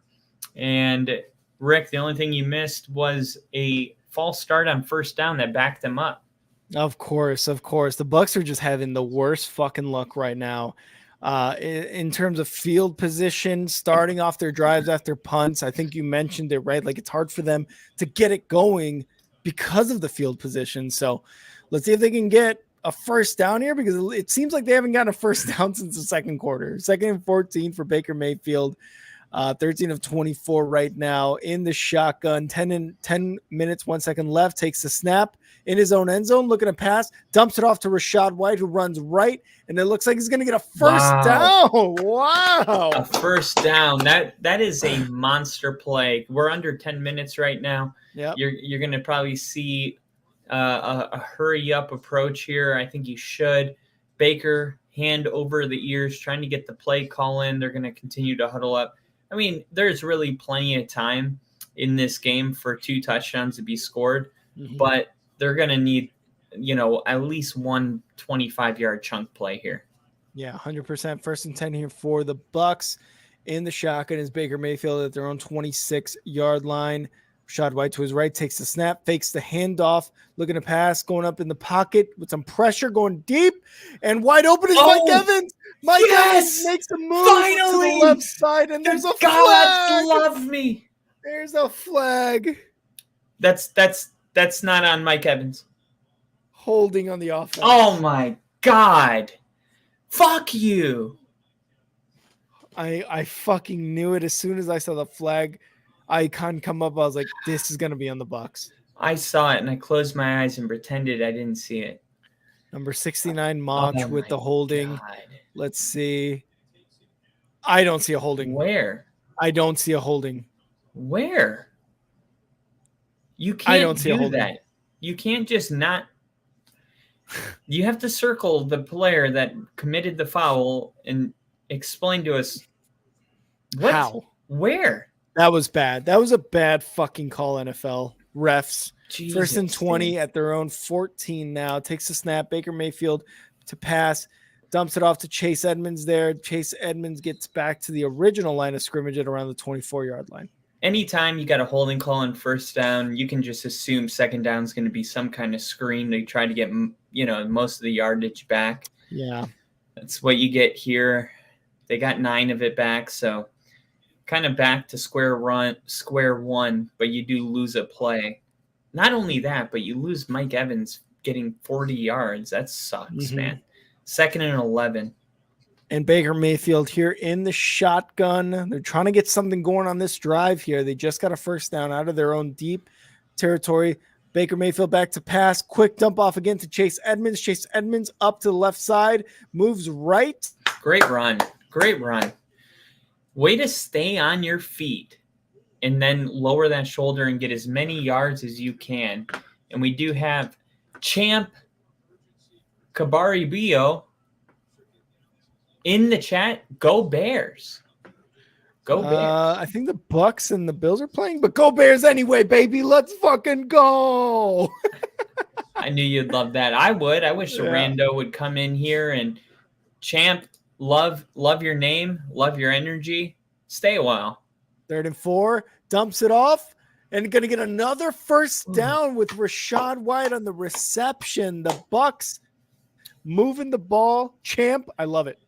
Yeah, this is that drive that you did. I think you did a goose egg. You said 0 when I said, what are the chances that the Bucs? No, that was the last one. I think. No, it was this one. Was it really? No. No, it was this one. That was one of the best catches you'll see right there. Yeah. This play, this was just looked like an out route, maybe a button hook, but the way he played the sideline and secured the ball, look at this. I mean, you want to know why they say it's a game of inches? Wow. That's it. Here we go, 2nd and 1. Baker Mayfield, quick throw to Atan for a first down. And they continue to move the ball here. Champ, I just love football, but Bears are my team. Thanks for sharing. Anytime, absolutely. Champ. Dude, he's a huge Bears fan. I'm a huge Broncos fan. We got to support each other, man. It's hasn't been a great year. Yeah, 100%. 1st and 10 for the Bucs in Bills territory. Baker Mayfield, quick pass to the left side, complete. Where's Mike Evans? Palmer. I know. I'm going to start a Where's Waldo for Mike Evans. Why is he not? He's got 1 catch for 7 yards, Champ. If you're just joining us now, this has been Evans? Rough. I got him on my fantasy lineup, and it would be nice to see him get something going here. 5:49 and counting left in this game. Thursday Night Football. The Bucs trying to get a score here to get it within a touchdown. 2nd and 3. Baker Mayfield in the shotgun takes the snap, looks to pass up in the pocket, moving right. Oh no! And sack lunch. Baby. Yum, yum, yum, yum, yum, yum. Great defense again by Buffalo, standing up. That was Espinaza for Buffalo that got in the backfield. Baker did a pretty good job of, how do I say this, making the defender actually sack him before going down. You see a lot of times where, like, especially older quarterbacks, they feel the pressure and they just kind of give up on the play. Baker really hung in there as long as he could until, the defense for Buffalo said, no, you're going down. 3rd and 9, takes the snap. Baker Mayfield looking to pass. He was looking to run, and another sack. Lunch. Blitz. No. They are bringing pressure right now, and Tampa has no answer for it. This play didn't have a chance. I mean, from the snap, look at this. So they show blitz. You know, you get no pre-snap motion. I'm looking at the play right here. You get, like, I'm just not seeing a lot of pre-snap reading. Mm-hmm. You know, where's Baker coming up and being like, hey, 58, this guy, you know, okay, my protection's set, here we go. But right now they're in a hurry. You know, you don't have time for that when you're in panic mode. 4th and 10, ball snap, Baker to pass. He's looking for somebody, passing the ball, and incomplete. There's a flag on the play. This might be roughing the passer. I can't tell because they switched the angle really well, but no. Defense, illegal contact on defense. I'm not cheering for the Bucs necessarily. I really don't know what I'm cheering for. I think what I really want is Mike Evans to score a big touchdown, and then the Bills have to stay aggressive, and Stephon Diggs gets a couple more plays.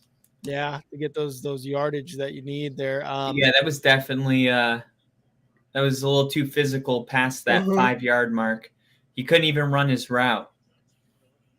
Could not even run his route. So 10 penalties for the Bucs, 7 for the Bills.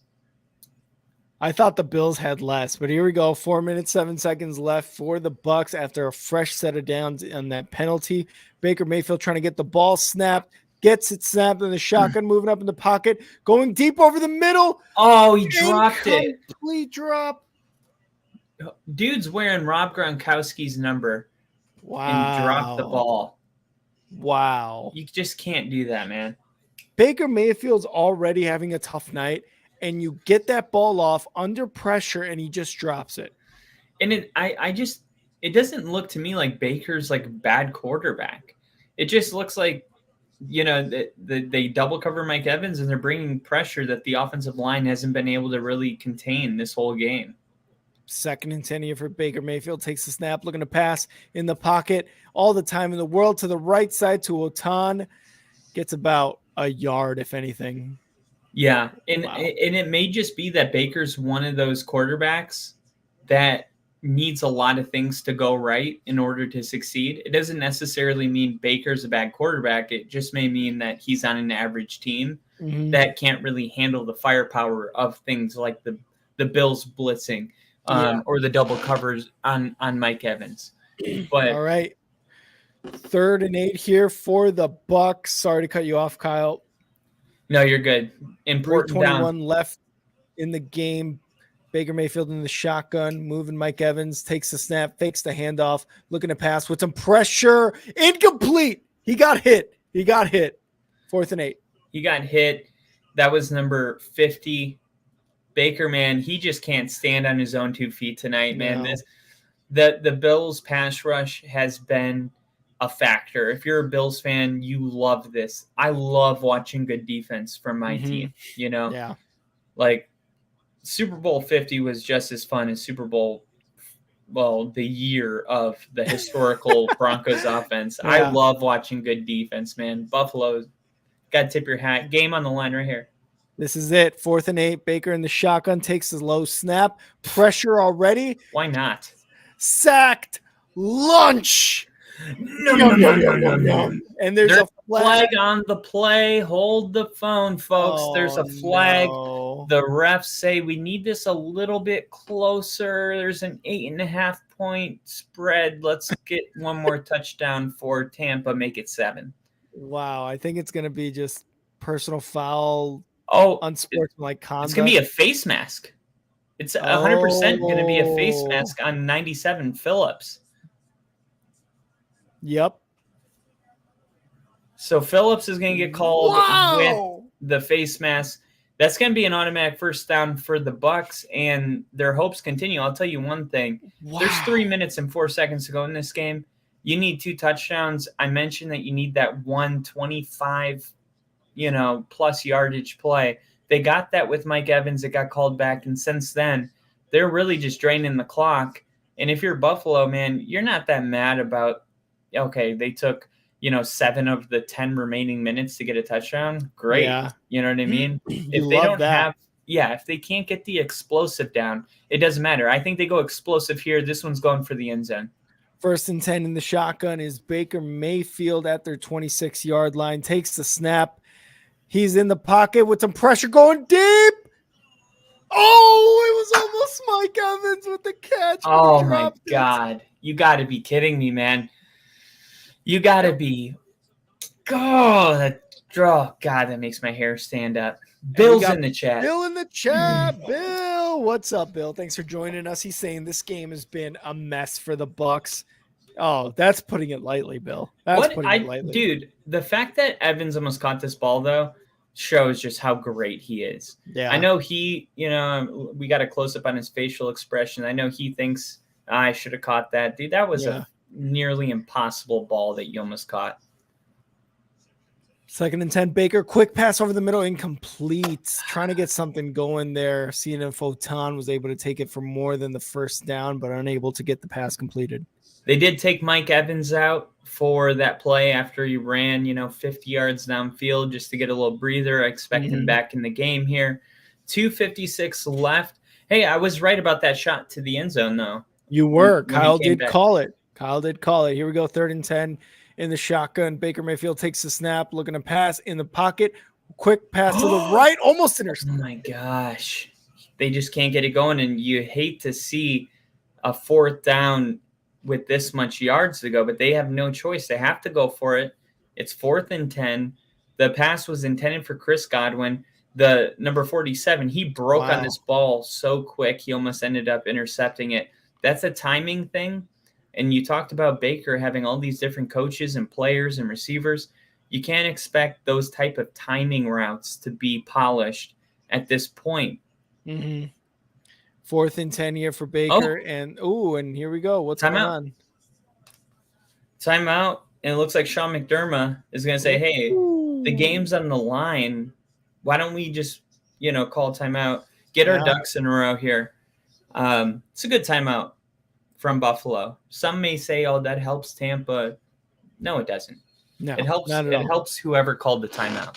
Yeah. Bill saying, have you seen the alternate view on Amazon that uses AI and puts the players' names over everyone and circles the eligible guys? It's cool. I've seen that on like videos, like on Instagram or Facebook or TikTok or whatever. It is really cool because I don't know if you've seen it, Kyle, but they use AI to determine probability. And they're like, hey, on this play, it looks like these two guys are going to rush in.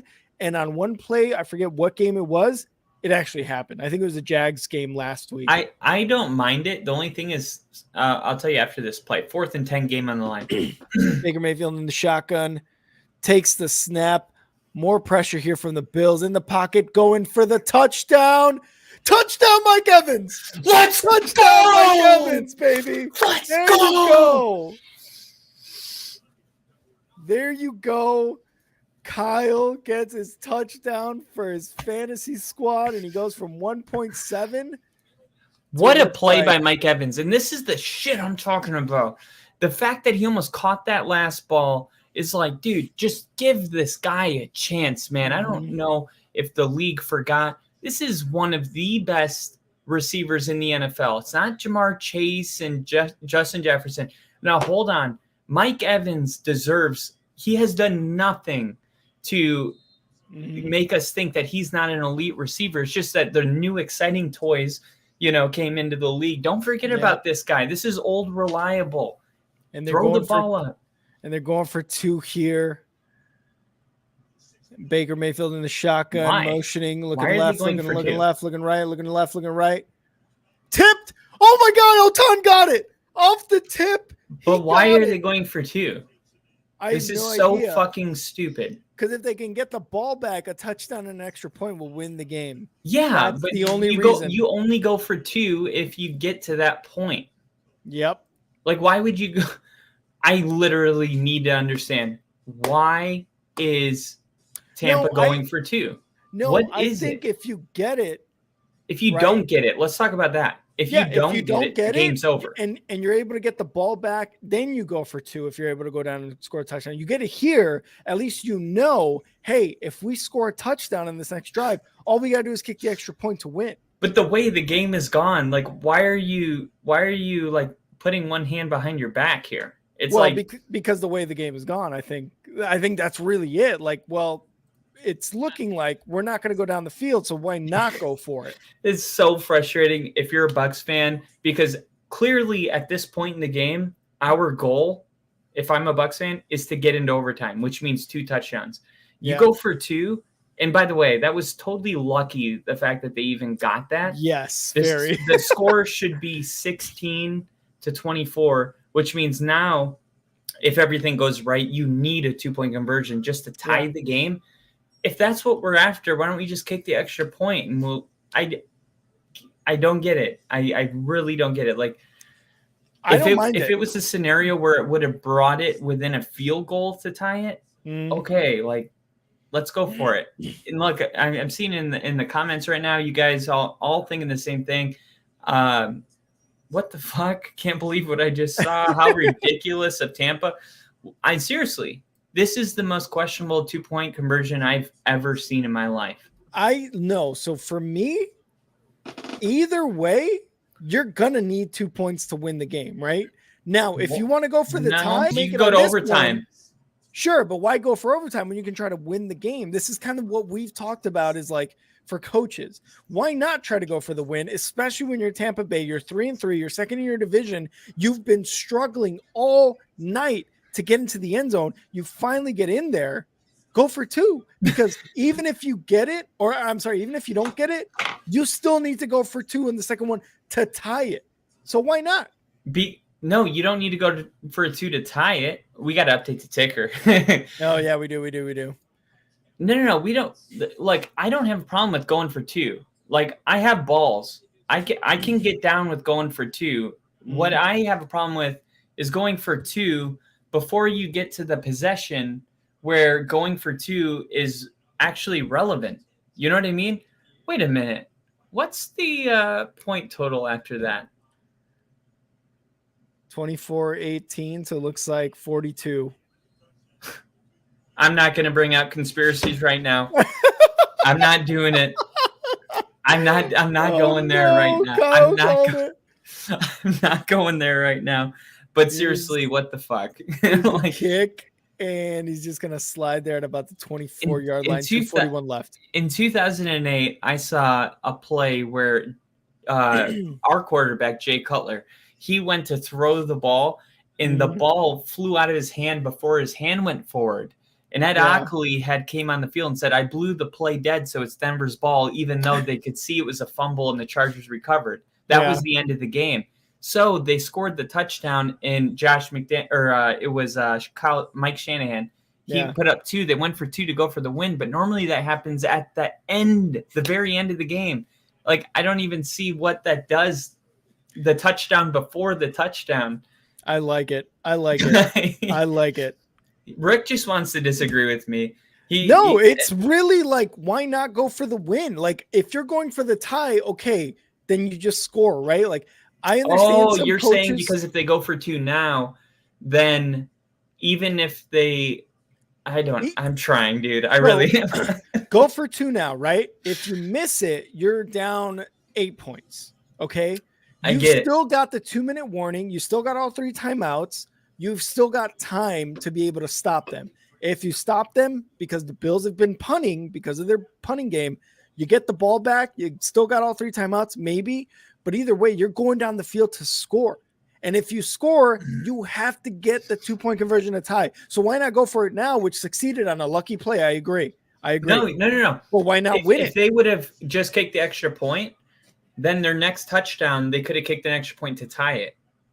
Yeah, I understand that, but they're going for the win, it seems like. And I respect it. I respect it. Josh Allen's there to pass, 2nd and 6, and gets about 3 yards there. I respect it too, but the one thing I'll say is if you don't get it, and once again, it was totally lucky that they got it. If you don't get it, you just fought 90 yards. You just took 9 minutes off the clock because it's a 2-possession game. You fought that fucking hard and you took that much time to make it a 1-possession game just to blow it on a 2-point conversion. It's like, you got to know. To me, it's like, dude, why are you doing that right now? Like, if you kick the extra point, you get the ball back, your team scores, then bring out the balls and be like, we're going for 2, we're going for the win right here. I like the going for 2. I just don't understand it on the previous drive. That's what I don't get. I just because think it's you don't because get it. It's a 2-possession game still. Yeah, but it is no. It's a 1-possession game if you don't get a 2-point conversion on the first try. It's a 1-possession. But now you need another 2-point conversion just to tie it. Yeah, absolutely. But it's still a 1-possession game. Oh, so you're saying that's why? That's why it's still a 1-possession game, no matter what. You know what I mean? Okay, I can. I'll buy it. Can you get jiggy with that? I'll get jiggy with it. 3rd and 5. Josh Allen, first down for Stephon Diggs. Stay on his feet. Oh, did he get it, Kyle? Did he get the 14 yards that you needed? Oh, shit. I think he did. And it might be the 2-minute warning is coming up here for the Bills. That might have been game. The Bucs still have a timeout left, though. How many yards was that? Oh, man, it was a 3rd and 5 plus 6 or 7. Oh, my God. He needs 1 yard. Fuck no you. Fucking way. Fuck you. He's got 69 yards. Oh, that's hilarious. That's ridiculous. 2-yard play. 2-yard play. 2-yard play. Steve said they can now tie the game with 2 field goals. There's not enough time for 2 field goals, Steve. Oh, Steve, always with the funny stuff. I love it. But no, yeah. Are we finally kind of on the same page here, or do you still think that was dumb? No. I understand it, but I do think it's dumb. Okay. Here's Josh Allen, 1st and 10, 2 minutes, 12 seconds left. Gives it off to Cook. Cook's going to get about 7 yards there. Oof. It's going to be a 2nd down and a 2-minute warning here. Yep. It looks like both teams just Tampa's out of timeouts. Yeah. So not looking good. The Bucs need to stop them here in order to try to get another stop on 3rd down. And if they can stop them on 3rd down, they'll have a little bit of time left to try to go all the way. Yeah. And it would be really, really cool if at some point a guy named Diggs was receiving the ball. Oh, I can't believe you're a yard away. I cannot. I know, dude. 1 yard. It's okay. It's $1. But come on, give it to me. It's $250. Come on, give it to me. To get everybody to do what they need to do and just have Diggs 1 yard away. Oh, that's such a fucking ball buster. It's like, dude, why do you got to be such a buzzkill? Kyle's got balls, and they've just been busted by Stephon Diggs. Oh, yeah. Yeah. 2nd and 5 here for the Bills. You think they're just going to run it here with Cook there in the backfield. Allen takes a snap, hands it off to Cook, and gets about 2 yards. It's going to be a 3rd and short. I mean, there's going to be time left. So what do you think? Do you think they just run it again and say, oh, if you can drive down and score it? I think you got to go for it because of the fact that they got that 2-point conversion. Yeah. If you run the ball and something happens, all of a sudden you lose the game. I think you got to be aggressive. Do you see that? It says Diggs has 70 yards. It does? It said it on the screen just now. Oh my God, you're right. It just went through 70. It went from 69 to 70. Baby, let's go. Here we go, 3rd and 2 for the Bills. We did it Under again. center, gonna hand it off again and stopped.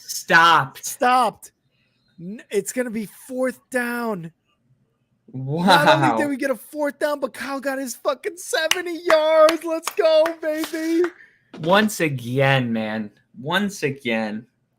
And nice legs. Man, I was worried that some of our followers might be too young. If you remember it's 2008 like this, you're all right. The 2008, the year that the Patriots and Dolphins both went 11-5. Brady injured. Dolphins won AFC East division on tiebreaker, and Patriots missed the postseason for the 3rd time under Belichick. Wow. Here we go. They're going to go for it. 4th and 1, the tush push. Oh, they were just trying to get them offsides, and they're going to take the penalty. They're going to call it. No. They're going to call a timeout right before the penalty. Okay. And why not? You can't take them with you. So Buffalo will punt the ball, and Baker Mayfield has done these miracles. He has pulled Thursday them night off. football. Thursday night football. Thursday night football, a lot of weird things happen. I did see a stat that said like teams were like 22 or no. It was since Thursday night football. It was like 15-0. It was something crazy. I can't remember. Yeah. Of teams that were leading at halftime ultimately winning. So we haven't seen a Thursday night comeback since Amazon took over. Wow. Is the way I understood the stats. So wow. Maybe Baker can do some history. I think last year when he got traded to the Rams, they played Thursday night and Baker led a 90-yard game-winning drive. So, I mean, that's what I meant when I said Baker's not he's not a stranger to these types of situations. Thank you. Yeah. Here we go. And, oh, my goodness. Oh, it's going to go into the end zone. 21 seconds left. Thank God if you're Bucs. Dude, but it's 21 seconds. It's not enough time, right? Dude, that's totally enough time to kick 2 field goals. I mean, if Mike Evans somehow is able to get the ball downfield, let's say, dream scenario, Mike Evans runs and he gets a 55-yard completion, they're not going to have enough time to snap the ball one more time. Mm-hmm. They don't have a timeout. They can't run that far. I mean, 21 seconds is just not a ton of time when you have no timeouts. You pull timeouts into here, we got a whole different ball game. Here we go. 21 seconds left for the Bucs to get downfield, score a touchdown. For anybody joining right now, please hit subscribes. We're doing subs for chugs. In the shotgun is Baker Mayfield at their own 20-yard line, takes the snap, looking to pass. He's got to go deep on this first one. Goes to the sideline for Otan for about 8 yards. 16 seconds left. Kyle, can they get there? Probably not. But here's the thing: when you don't have a timeout, the second best thing you can do is gain yards while going out of bounds. Because look, Tampa just called a timeout, whether we know it or not. Mm-hmm. They only gained 7 yards, but I think what you're trying to do is you're trying to get to the 50. You're playing the sideline. You're trying to get to the 50 just for that Hail Mary to Mike Evans. Here we go. 2nd and 3. Baker Mayfield in the shotgun, takes the snap. Only rushing 4 are the Bills. He moves up in the line. What happened there? What did Baker do? The refs are blowing it dead. The clock is still ticking all the way down to 7. Baker just stopped mid-play. There's going to be a final timeout called by Buffalo. And they got to reset it back to 16, Yeah, so they reset the play clock or the game clock back to 16. I think dream scenario right here, where are they at, the 20? Yes. No. They're at the 27. 27, so like a 25-yard completion to Mike Evans where he goes out of bounds and stops the clock. Mm-hmm. That's a dream scenario. Look at Buffalo's next 2 games. Those are tough, man. You got to go to Cincinnati. Then you got to play Denver at home. That's not an easy win. That's an easy win. Bill said icing the passer. I like that. I do like that. That was good. Yeah, that's exactly what just happened. 2nd and 3. Here we go. The shotgun takes a snap. Looking to pass. Oh, get complete. Get out of bounds. White out of bounds. 8 seconds left. Oh, my God. I thought for a second he wasn't getting out of bounds because he caught the ball and he looked straight and he's like, I'm like, what are you doing? Oh, my God. What? Baker just ran off the field. Yeah, I don't know what the hell's going on. Then there's Miller. There's a Miller sighting. He almost got a sack there. Oh, he had his leg. Yeah. Man, this is an incredible throw by Baker. This is a game. If that sack happens, by the way, we're already done with this. On to our post-game reaction. Yeah. So credit Baker Mayfield for the fact that we're even still here.